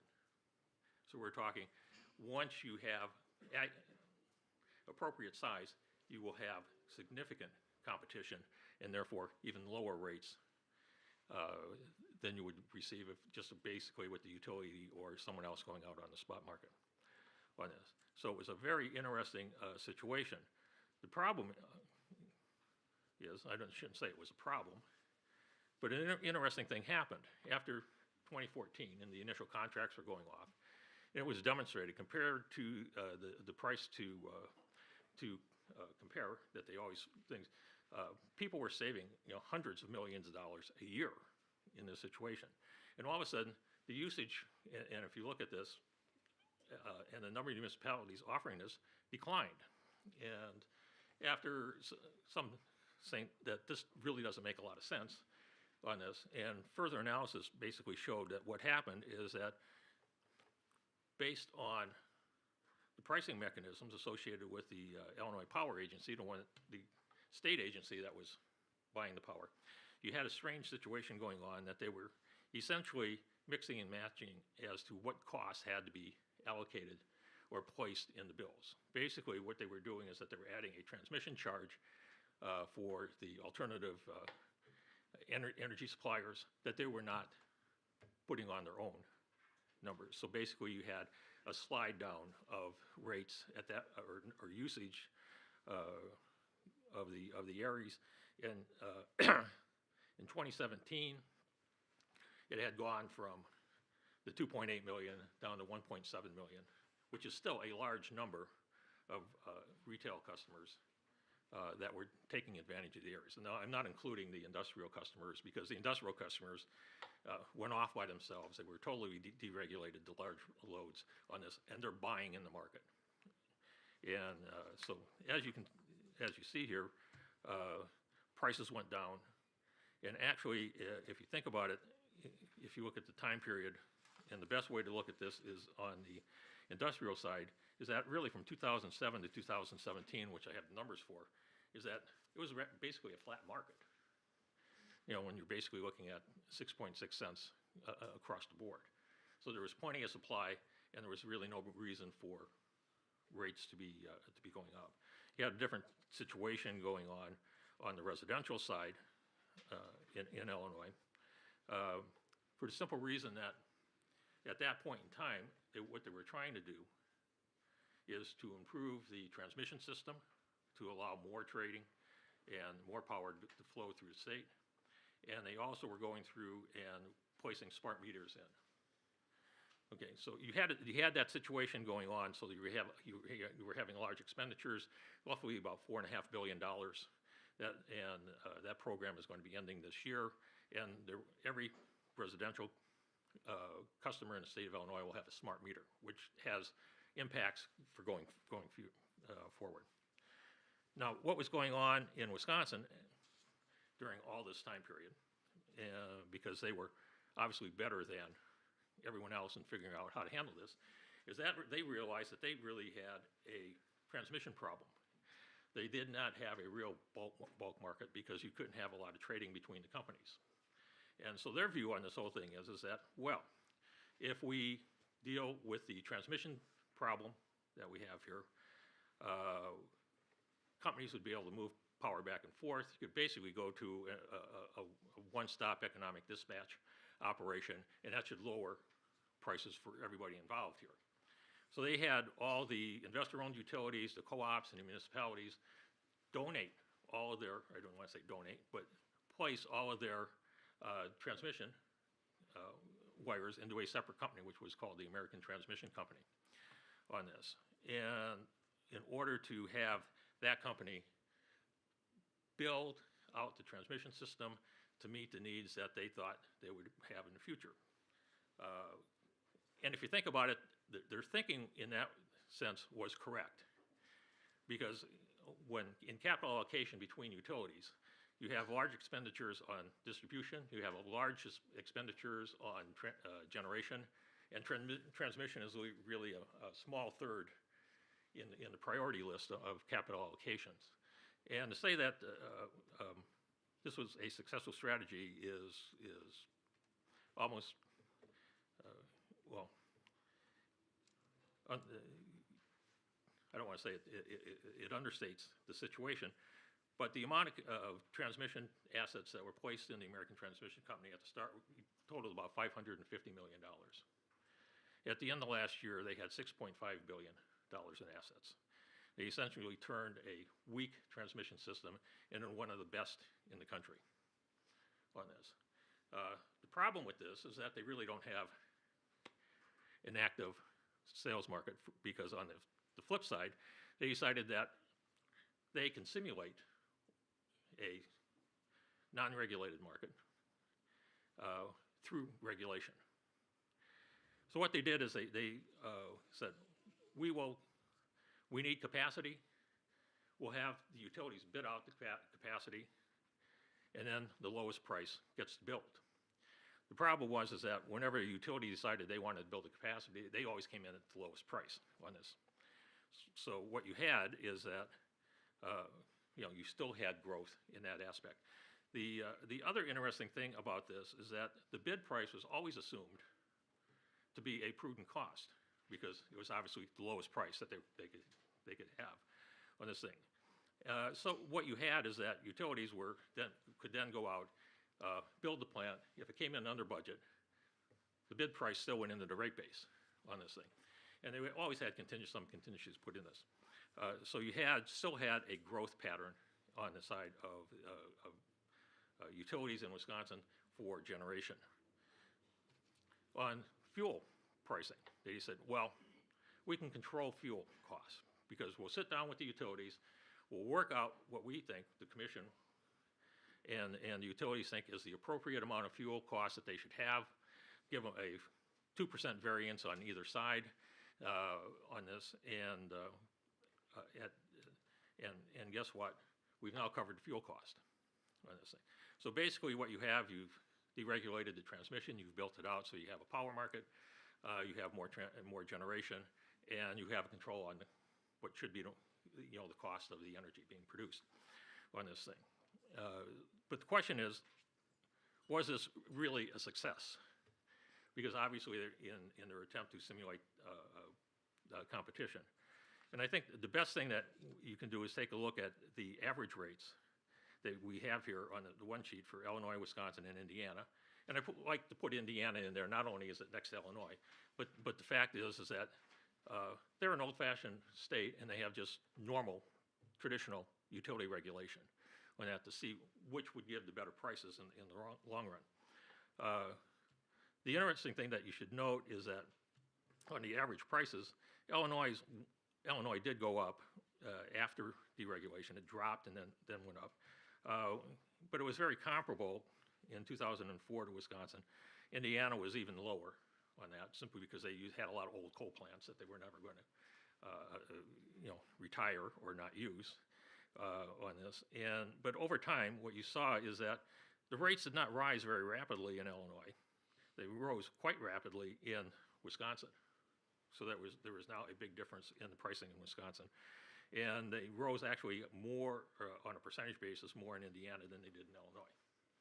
The more important thing, because the big drivers, even though people like to say residential customers are big drivers of change, it's the big industrial companies that are the drivers of change, because they're the ones that have clout and can move their operations, and they have a lot of leverage in the political and on the economic side.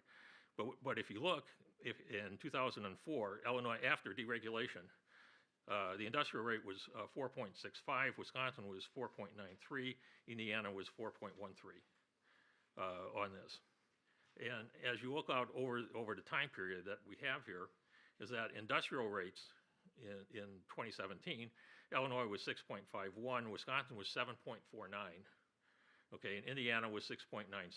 In Indiana, once again, traditional regulation, no surprises in any of this. It's just that they have very low additions and they had older plants on this thing. So basically what you have here is, looking at it, is that the industrial rates in Wisconsin are significantly higher than they are in Illinois. And you now have industrial clients in Wisconsin complaining about the power differential between Illinois, which was just reverse what it was really 20 years ago on this. So you have a situation in Wisconsin now where they will, like I said, the inevitability of what was going on is that they're now going to want to try to have some access to the cheaper power and energy that they have in Illinois up in Wisconsin. So it's one of these things where you're going to, the dynamic is that you are going to see change, and you're going to see more customer choice, and it's going to start at the industrial side as opposed to the residential side. So as we go forward, that is how I see these companies or these states moving. Now, there's one other thing I just want to mention on this, and that is, what is the future of choice in Illinois? Because as of right now, there's a lot of things going on that are fine for the industrial customers, but they're treating the residential customers differently. And in all honesty, the future of choice looks very good in Illinois. First off, prices are lower, and everybody knows that choice produces lower prices. So Okay, the second part is that on the price to compare problem that I'd mentioned before, which is still ongoing in Illinois, that will be resolved. Because at some point in time, they will have to go out and say, all right, there is a basic, power cost. You're going to have to really unbundle transmission and anything else from the electricity rate, the actual power rate. And they're going to have to eliminate the volumetric costs and charges going through this. So you have just a flat rate, which has a lot of benefits, by the way. And once you have the apples-to-apples comparison, you'll find out that, yes, indeed, the number of residential customers going the choice route and actually going to alternative energy suppliers is going to increase again. There's absolutely no doubt in my mind. Secondly, the smart grid is going to have, and the smart meters are going to have a tremendous impact, because you now have a situation where anybody sitting there with an iPhone can check on the power costs going on and actually go out and adjust their usage by shutting off appliances and the rest. So what you're going to have here is a situation where more and more people are going to want more sophisticated pricing models, ones that will never be provided through a state agency because they view everybody as the same, an average on this. So, the tech-savvy individuals are going to drive really the next range of, or the next series of changes in customer choice to make it a much more sophisticated situation than it is currently. Thank you very much.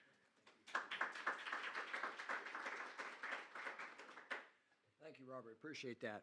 All right, let's talk with Dr. Katie Grace and Dr. Mike Maloney. They're going to talk about the financial impact of utility deregulation on South Carolina utilities. Dr. Grace is a finance professor at Wofford College, and Dr. Maloney is a retired economics professor at Clemson University, which I'm sure he's very proud of his alma mater. Thank you.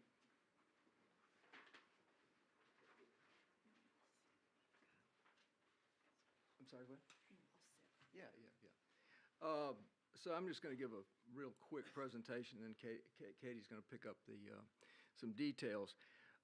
Frank asked me to say a few words about the potential financial impact of competition in South Carolina electric industry.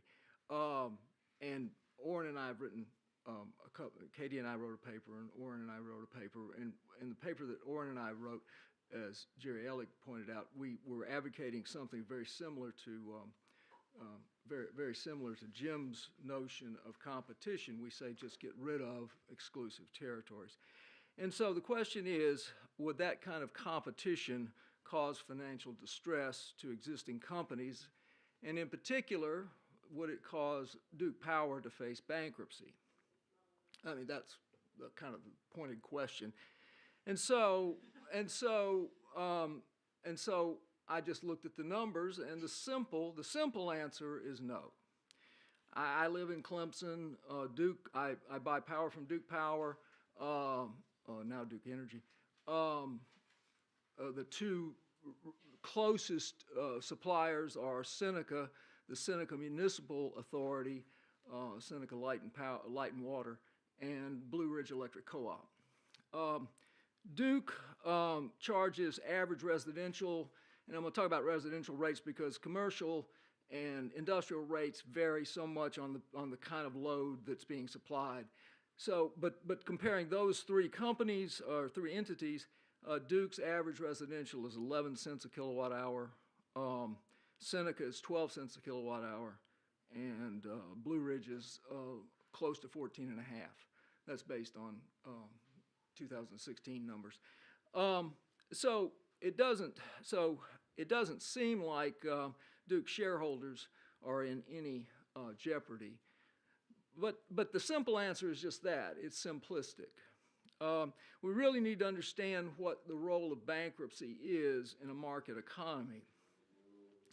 And the first thing I want to say is Duke shareholders are not, and never will be in jeopardy if they're fully diversified. A fully diversified shareholder has no fear of bankruptcy of any one company. Diversification takes away all of the vagaries and idiosyncratic risks of an individual company. So it's not the shareholders that are at risk.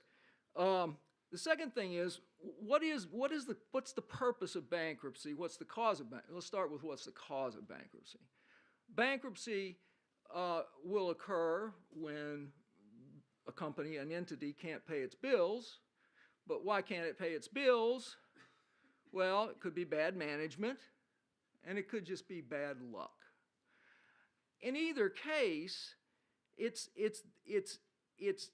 bankruptcy is the cure.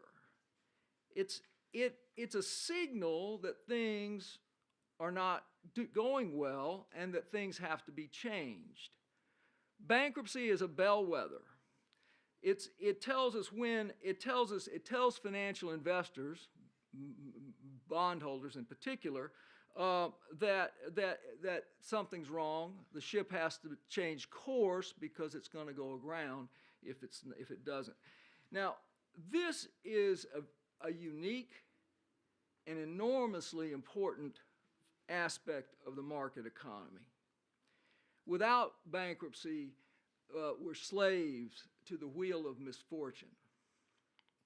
So bankruptcy is not bad, it's good. And we see what happens when you don't have bankruptcy. As I understand it, and possibly Robert can add some detail to this, but as I understand it, the state of Illinois is 3 years behind in its paying its bills. States can't go bankrupt. The federal government, as we speak, is borrowing money at a rate that cannot possibly ever be repaid. And we know that the utility customers of SCANA and Santee Cooper are saddled with over $8 billion in expenditures that will never produce 1 kilowatt of electricity. In our opinion, competition can solve this problem. And competition can solve the problem because it introduces the real possibility of bankruptcy into the industry. And whether it's bad luck or bad management that causes the problem gets solved. Thank you. I'm going to turn it over to Katie, and she's going to give some numbers that we worked up in earlier studies.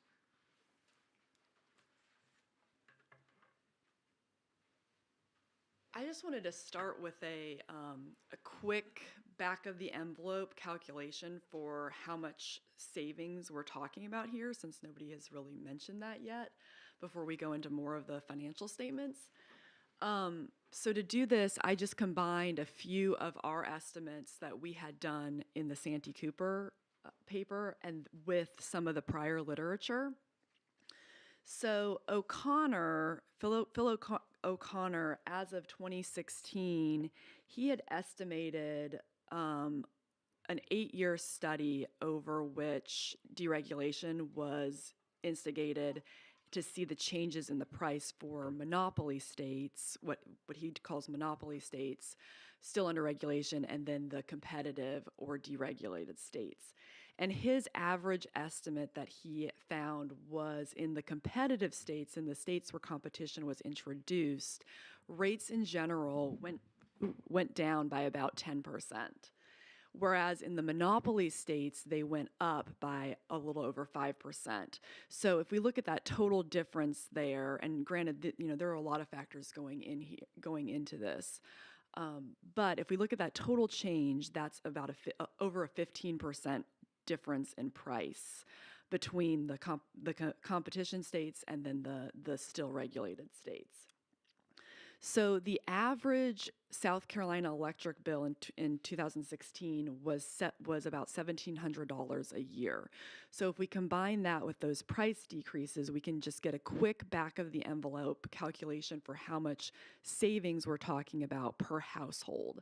And so that equates to about $271 a year per household in South Carolina, if we aggregate that with the number of households, we're talking about over $500 million per year in consumer savings. So this is just as everybody else today has spoken about, residential. These are just residential or retail numbers. This does not include savings to industrial, wholesale, commercial clients. So a large amount. Now, this $503 million, using O'Connor's estimates here, this was over an 8-year period after competition was introduced. So this would be, 8 years going forward, what those savings would be. There would be savings that would happen every year. And then at that 8th year, using his estimates, I would project about, $509 million. This does not account for any changes in demand when prices decline. This is just a static estimate. Also, one other thing to point out is this is strictly using that 15% change, monopoly states versus deregulated states. This does not account for any of the extra expenses that South Carolina citizens are currently paying and will pay already due to the VC Summers defunct plan. So if we look at that, rates for Santee Cooper customers alone have already gone up 15 to 20% and are projected to go up an additional 13% compounded rates over the next, I think, 6 years. They've already laid that out. Also, if we aggregate those in total, remember between Scanner or SCG&E and Santee Cooper customers, interest as well as the pure cost of the plant, we're talking about $17 billion. So the project itself was close to 8. You tack on interest with that, and you're up to about $17 billion for both companies combined. A lot of money that has to be repaid by South Carolina citizens.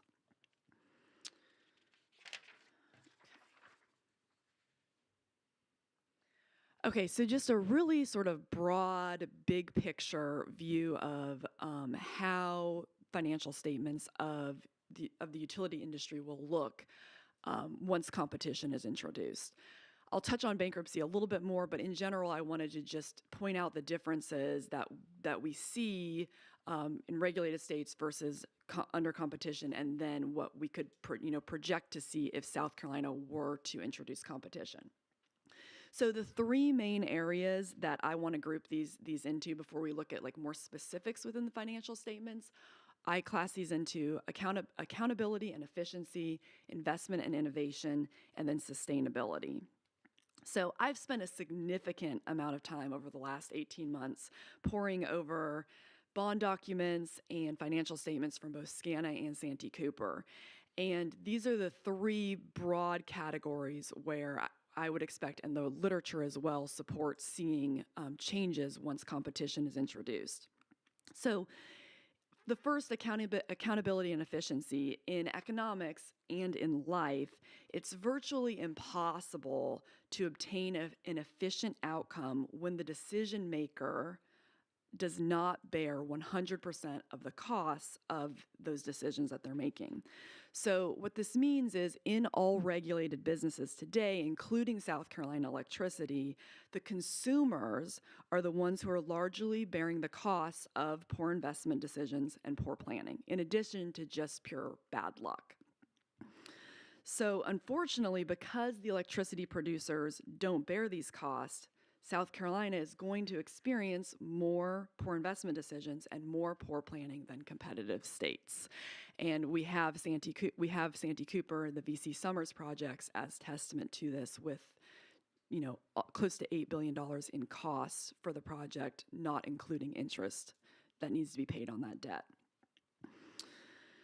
So a switch to competition means that South Carolina citizens will no longer bear the risk of price changes and project choice. So in terms of choosing to undertake a nuclear project or any electricity capital investment project, the citizens are the ones who are bearing that risk right now, and they have virtually no say in that and no experience in terms of determining what would be a good investment project and what wouldn't. They are strictly because of geography and luck. So instead, in a competitive model, the equity investors and the debt holders, who we would consider people with skin in the game, they have the incentive to undertake the due diligence necessary to determine whether or not to invest in particular companies or projects. These investors are people equipped, informed, and diversified, as Mike mentioned, diversified to price and take risks. On the side of investment and innovation, regulated states are much less likely to invest in alternative energy sources. And when they do, they're not choosing them as efficiently or as effectively as competitive states because they have no incentive to control costs because customers are on the hook with the Baseload Review Act. For example, when we were working on our second report on Santee Cooper, Mike and I estimated that Santee Cooper is underinvested in capital projects by about $100 million per year over the last 10 years. So underinvested in maintaining their capital base in capital projects by about $100 million per year. Now, some of that is due to the vast amount of resources they were pouring into Santee Cooper, into VC Summers, that is now just awash and defunct. But that's a drastic amount that will have to be made up to keep the facilities up to date, running, and working properly. Last category, I have sustainability. So going green is a huge buzzword these days, and citizens and consumers care more about environmental quality than ever before. There's really no getting away from it that I see at this point. But to be truly sustainable, we need energy methods that are both environmentally responsible and fiscally responsible as well. So if we think back to the Texas model and what we've seen, Texas has the most consumer choice that we have as an example in the US today. And we also see a significant amount of green technologies and lower prices in the Texas model. So I think we have this preconceived hypothesis that we have to make this choice between expensive green technology that's good for the environment but costs a lot of money, and then cheap, dirty coal. But Texas has really shown us that once you allow competition, you really do get the best of both worlds, and that it can make things that seemed impossible in two states of the world that seemed impossible to coexist before to actually be the everyday norm.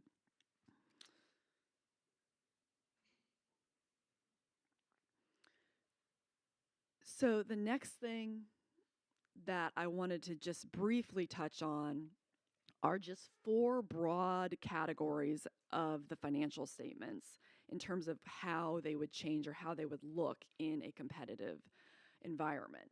So the first, and probably one of the top 2 biggest, is going to be what I call flexibility.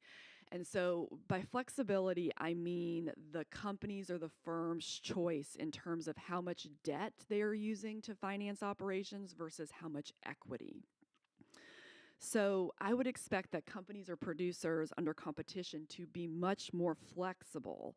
So they will carry a significant amount of equity versus debt under competition than under regulation. Now, the most extreme example of this is Santee Cooper, who has no equity investors. Santee Cooper is strictly financed through debt issuances and then the rates that they charge to customers.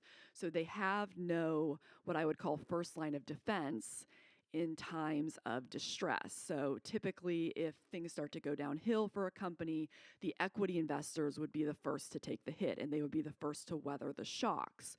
When you don't have them, all of that burden is either shifted to the company's cash cushion or debt. And that makes it extremely risky from a financial standpoint and from a bankruptcy standpoint, the more debt that you're carrying, because as we all know, debt is a fixed obligation. It must be repaid on a fixed schedule. If you deviate from that schedule, you are technically in default.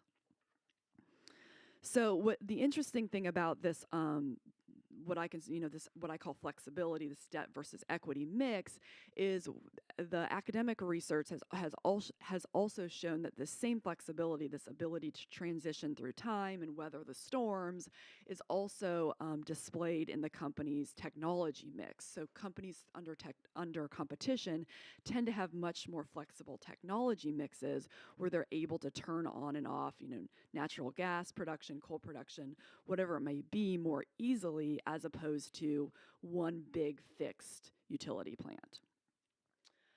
The other thing that I would like to group under this sort of flexibility is a subcategory that I think a lot of people run away from, and maybe it's a big word that just scares us, but it doesn't need to be, and that's the derivatives category. So I would expect under competition to see a lot more derivatives activity as opposed to a monopoly industry. And what I mean by derivatives is essentially they're hedging their input costs. So oil, natural gas, coal, they're going to be engaging in longer term contracts to stabilize their prices. And then those more stabilized prices will get passed along to the consumers. Personally, I find it kind of funny, granted the airlines used to be regulated as well, but we don't hear airlines talking about, how they're worried about what the price of fuel is going to be. They may worry about that, but they're buying insurance against that in terms of fuel hedges. And we'll see a lot more of that same activity in competitive utilities as well.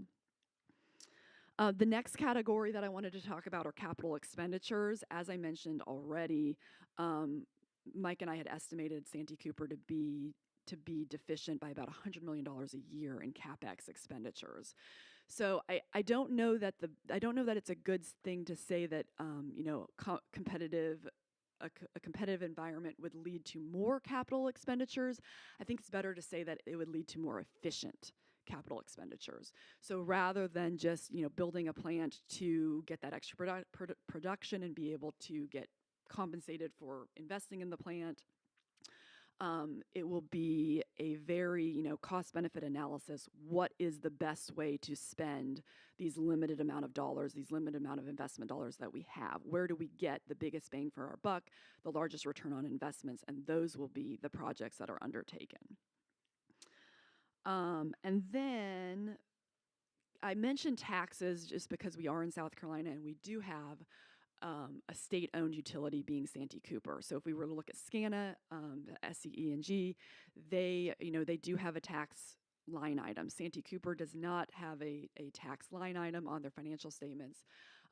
They do have sums in lieu of taxes, but this is a very, very small amount. It's virtually nothing. I think it's about 1% of revenues for them. So this will be something new that we will see. If we went to a competitive model, we would have state tax revenue that would be raised from it.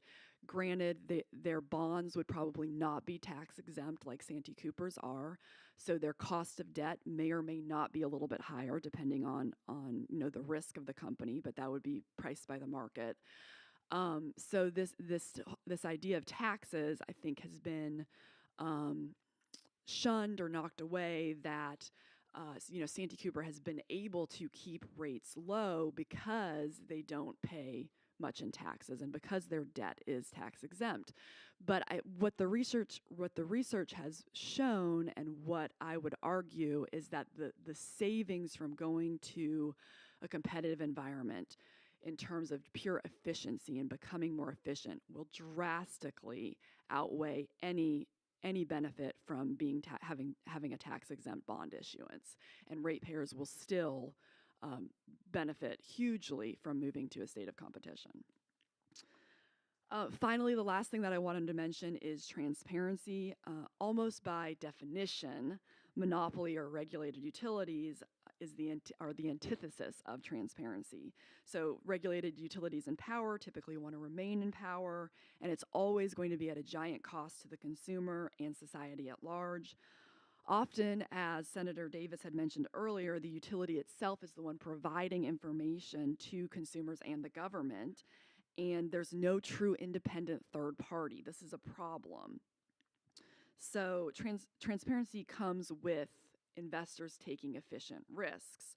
when shareholders and bondholders are choosing to invest in a company, for the most part, they want to know what the heck the company's doing, what the heck the company is involved in, what projects they're undertaking, any and all risks associated with the business. And the company producing the financial statements and doing the quarterly calls has a fiduciary responsibility to disclose all of the appropriate information to investors as well.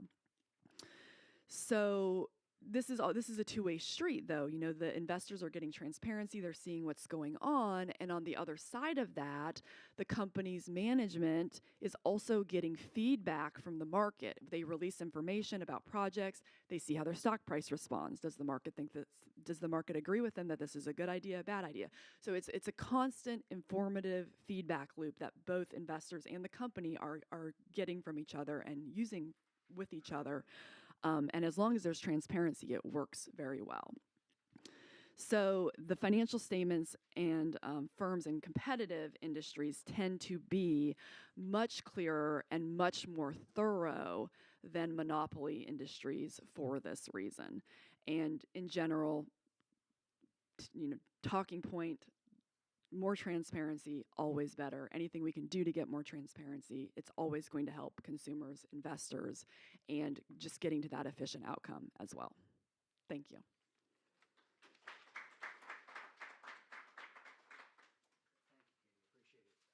Thank you to both Dr. Grace and Dr. Maloney. We are running a little bit long. However, I would like to bring up our presenters to this table here and have you all ask questions, if we could do that. So could I have my presenters up here and sit at the table? And this is your opportunity to ask some questions from what their presentations were about.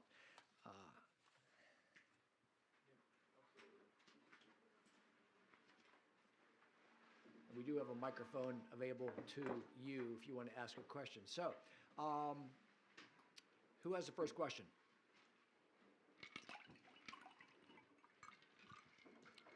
Jerry? I'd like to ask Jerry, can you hear me? Yeah. Doesn't seem like it's on. It's okay. It's not amplified, Jerry. It's for recording purposes. Oh, okay. The question is, from the transmitter to the home, talking about residential customers, how are we going to make that transmission service, not the generator, but the distributor, how are you going to make that competitive? How do they do it in Texas? I understand that some customers have a choice between 30 or more providers. How do we know, how does he know that he's getting electricity from the guy he's paying for? Okay, it's a good question. In Texas, as in most of the other states that have done retail competition, the wires are still treated as a regulated monopoly and separated from generation and marketing. As far as the second half of your question, that was how do you know the electricity you're getting is the electricity from the person you paid? Actually, electricity is electricity. It's pretty much interchangeable. And so the electric transmission and distribution system works kind of like if you and I are on opposite ends of a bathtub and I want to sell you some water. The way it would work is you pay me, I dump some water in my end of the bathtub, and then you get the right to take some water out of your end of the bathtub. And it doesn't really matter that the molecules of water I put in aren't exactly the same ones you took out. And that's kind of how the electric grid works. I hate to mix electricity and water, but that is, as a general matter, that's kind of how it works. Other questions? And let me expand just a little bit. In Illinois, what it is that each energy supplier, in essence, has a list of customers in each utility.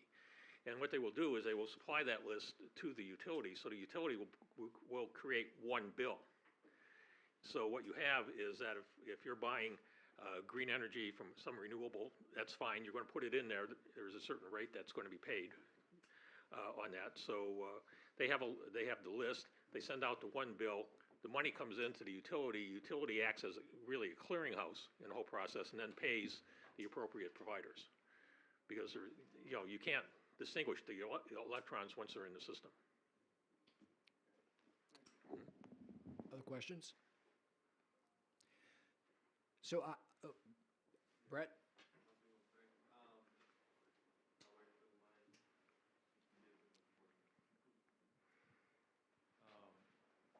This isn't really directed at any one person. What is the likelihood or possibility of full wholesale market deregulation for South Carolina? Should it not be able to persuade a Georgia and a North Carolina or surrounding states to join in to such a wholesale market? Texas works as a sole state because it's a very large state.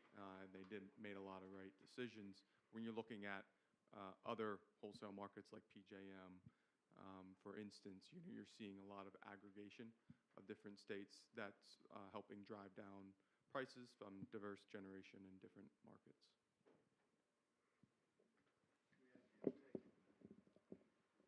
Well, there is a wholesale market in the Carolinas and Georgia already. Just the utilities are participating in it. There are other sellers besides utilities out there, and there are market-based pricings. So that's happening. You've got the case with Century Aluminum, Goose Creek on Santee Cooper. They are now getting power from another entity, from an energy marketer, voluntarily. Santee Cooper's letting them do it. So we're pretty close already with the wholesale market is there. It's just a matter of getting the appropriate access to it.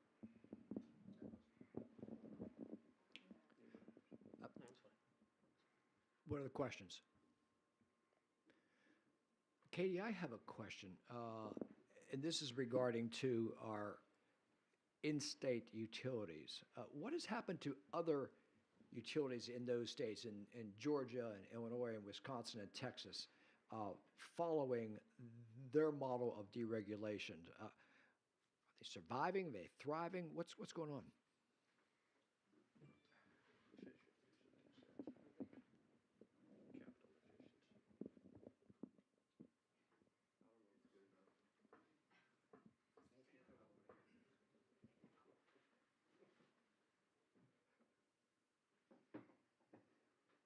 Sorry, Frank. Do I need to talk into this? No. So your question is about what happened with with existing. Yes, I want to know for our friends at S&G now / Dominion and Duke and who knows what's going to happen to Santee Cooper. What would their anticipated result be if we somehow adopted a model like Georgia, or Wisconsin, or Texas, or Illinois?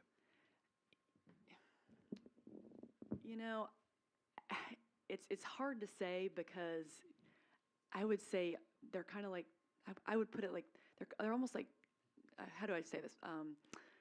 If you have children, right? If you have kids and you make a change in your household that is for the best. You know it needs to happen. You know it's good for everybody.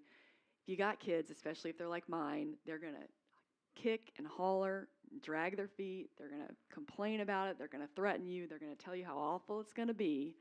But at the end of the day, once you make that change, they're either gonna get on board or they're not. And if they're going to get on board, they're going to become efficient, and they're going to do just fine. Just as Mike had said, bankruptcy does not have to be the option, but really the choice is going to be up to them. It's going to be are they open to the market forces, and do they have the capacity and the information and the management capability to be able to make that transition? If they do, fine, no issues. But if they don't, there will be a rearrangement. And but in general, just like my children, they always get on board in the end. If you'd like me to address Illinois, Sure. briefly I can. your basic question is what happened to the utilities and the stock price and on a going forward basis. Well, the interesting thing is that when the transition is taking place, there's a lot of uncertainty as to what is going to happen. So what you see is that the risk is factored by the marketplace. Usually prices will go down.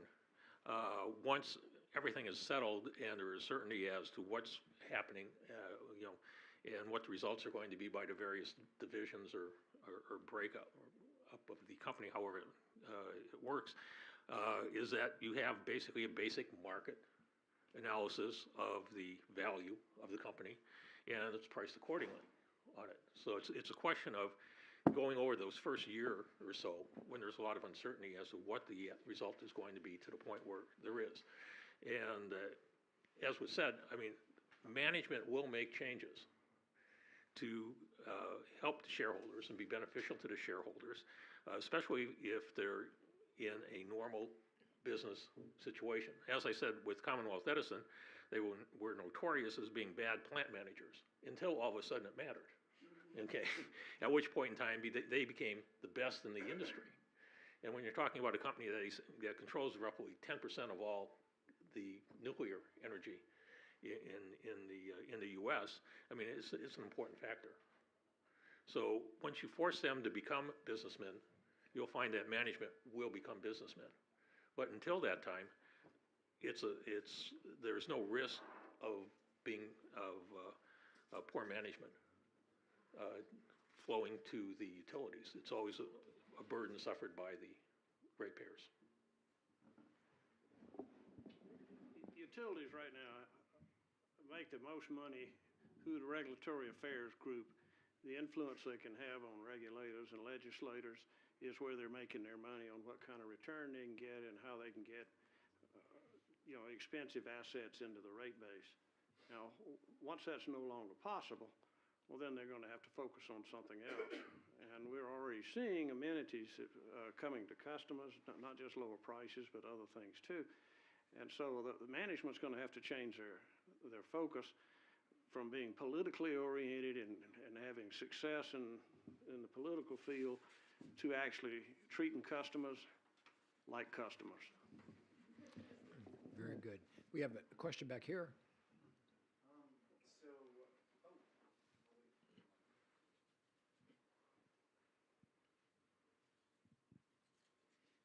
Hi, so I'm an economics professor, so kind of preaching to the choir, in terms of competition being good. And so I didn't see a lot of surprise in there from your presentations where you talked about the benefits. But are there some hidden costs that we should weigh against those benefits that you all have not discussed?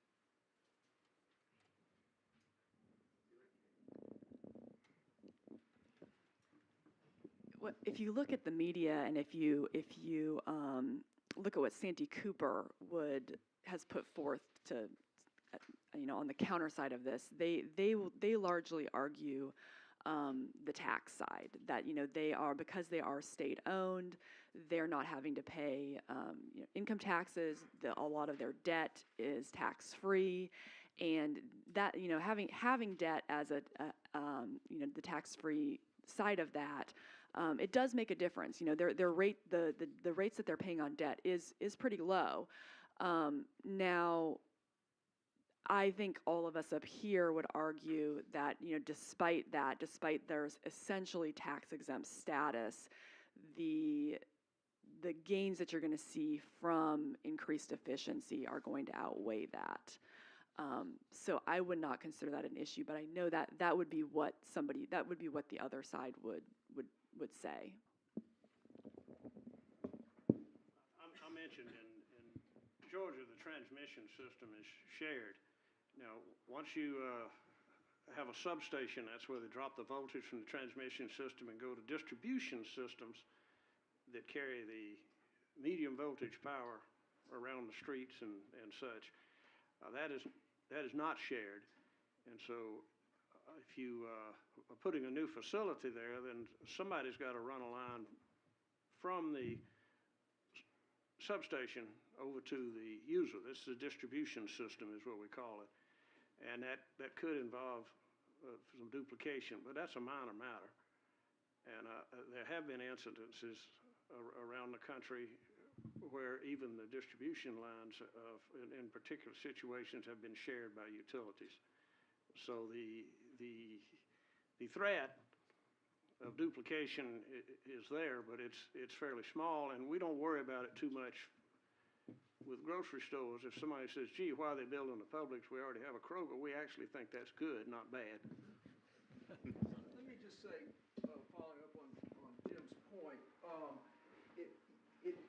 it's likely that in competition where there's no exclusive territories, that there's not every last person is going to enjoy competition. Every last retail customer. It's entirely possible that is that me? No, I don't think so.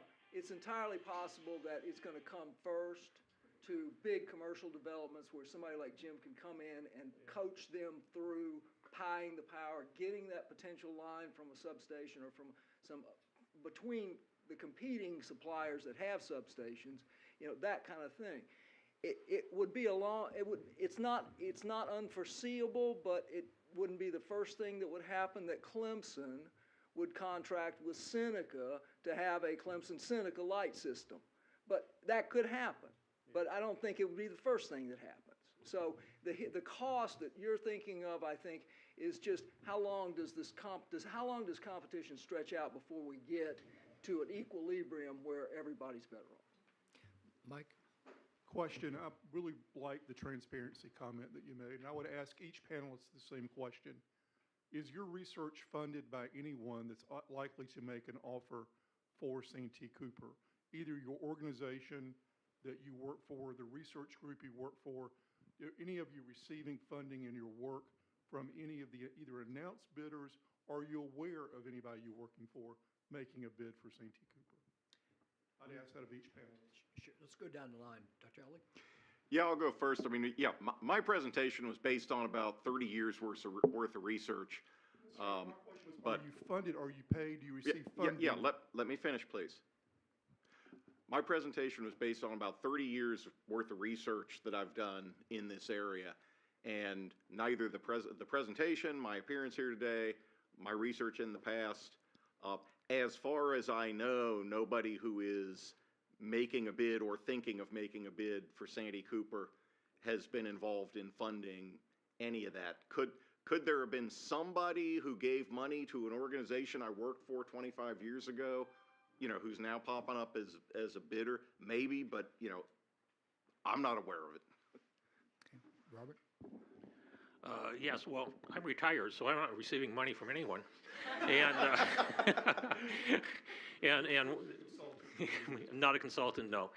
I worked for J.P. Morgan, but I've been retired now for 4 years, so I have no idea what they're doing on this. Jim? I'm strictly private sector. I don't do work for utilities. I work against utilities. I even had Georgia Power in a rate case make a motion to throw me out. I've not known as being a friend to utilities. The only money I get is from my customers. I don't work for utilities at all, ever.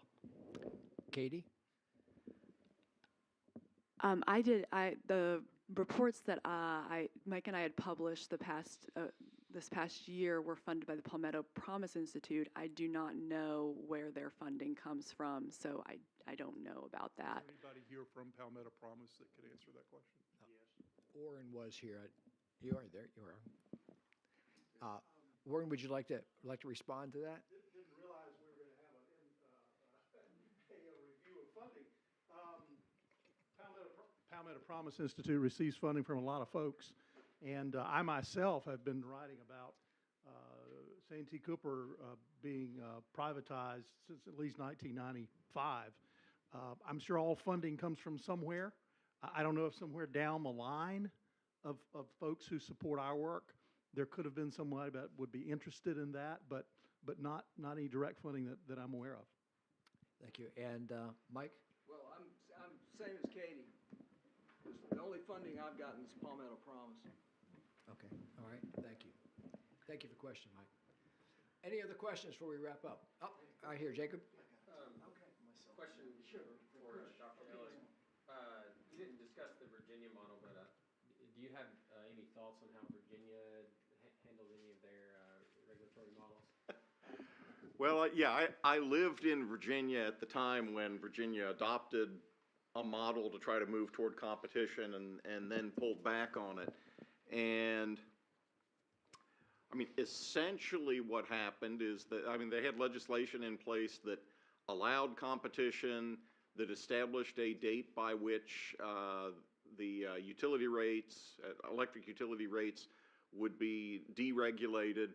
And then as they got closer to that date, and this was kind of in the wake of the California fiasco, as they got closer to that date in Virginia, they looked around and said, gee, competitors didn't show up. What are we going to do?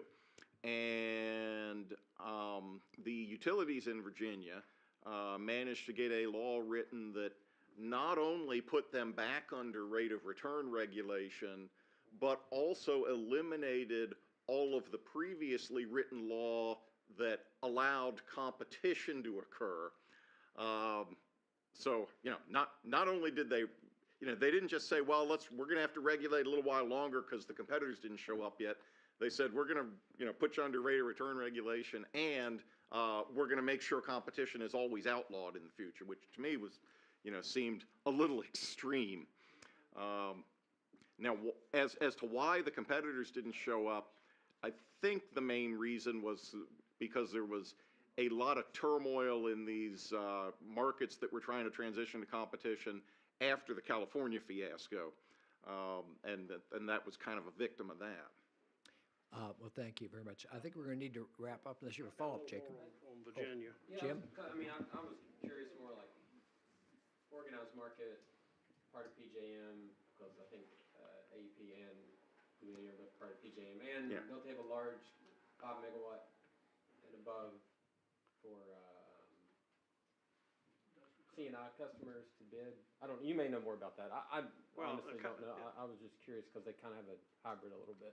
Well, Virginia Power, owned by Dominion, the regulatory body, the Commerce, is completely in the pocket of the utility. They do everything that the Virginia Power asks them to do, and the General Assemblies have been doing that too. So cronyism reigns, and if they don't want to have competition, they've got a lock on the political establishment up there, and have for quite a while. And it seems to be getting worse. Yeah, I was going to say, oh, no, there was a follow-up. Virginia, like South Carolina, is a state where the legislature chooses the members of the Public Service Commission. Up there, it's called the Corporation Commission, because their first job was to register corporations, and then they when Virginia adopted utility regulation, they gave them that responsibility. But now, no, your question was about, well, really more about the current choice in terms of wholesale and larger customers, and that's something I really haven't focused on. Well, just respond just a little further on this, and only take a minute. You raised a very good point, because they're in PJM in Virginia. So what PJM really needs to do, or South Carolina, is to become part of PJM, which would force them, to upgrade their transmission systems, and would give them access to power. And that in itself would be very beneficial to a non-regulated market. Okay. Thank you very much. Thank you to each of our panelists. Really appreciate your involvement and your bringing your information to us. Thank you to each of you who have shown up and given us your time. Please feel free to come in and get some cards from our presenters, and we will be obviously watching what happens from here on out in the General Assembly. Thank you again for coming on behalf of all of our sponsors, the South Carolina Small Business Chamber of Commerce, the League of Women Voters, the National Association of Social Workers, South Carolina, Sustainable Midlands, New Alpha Community Development Corporation, Kingdom Living Temple, and the Whitney M. Slater Foundation. Thank you very much.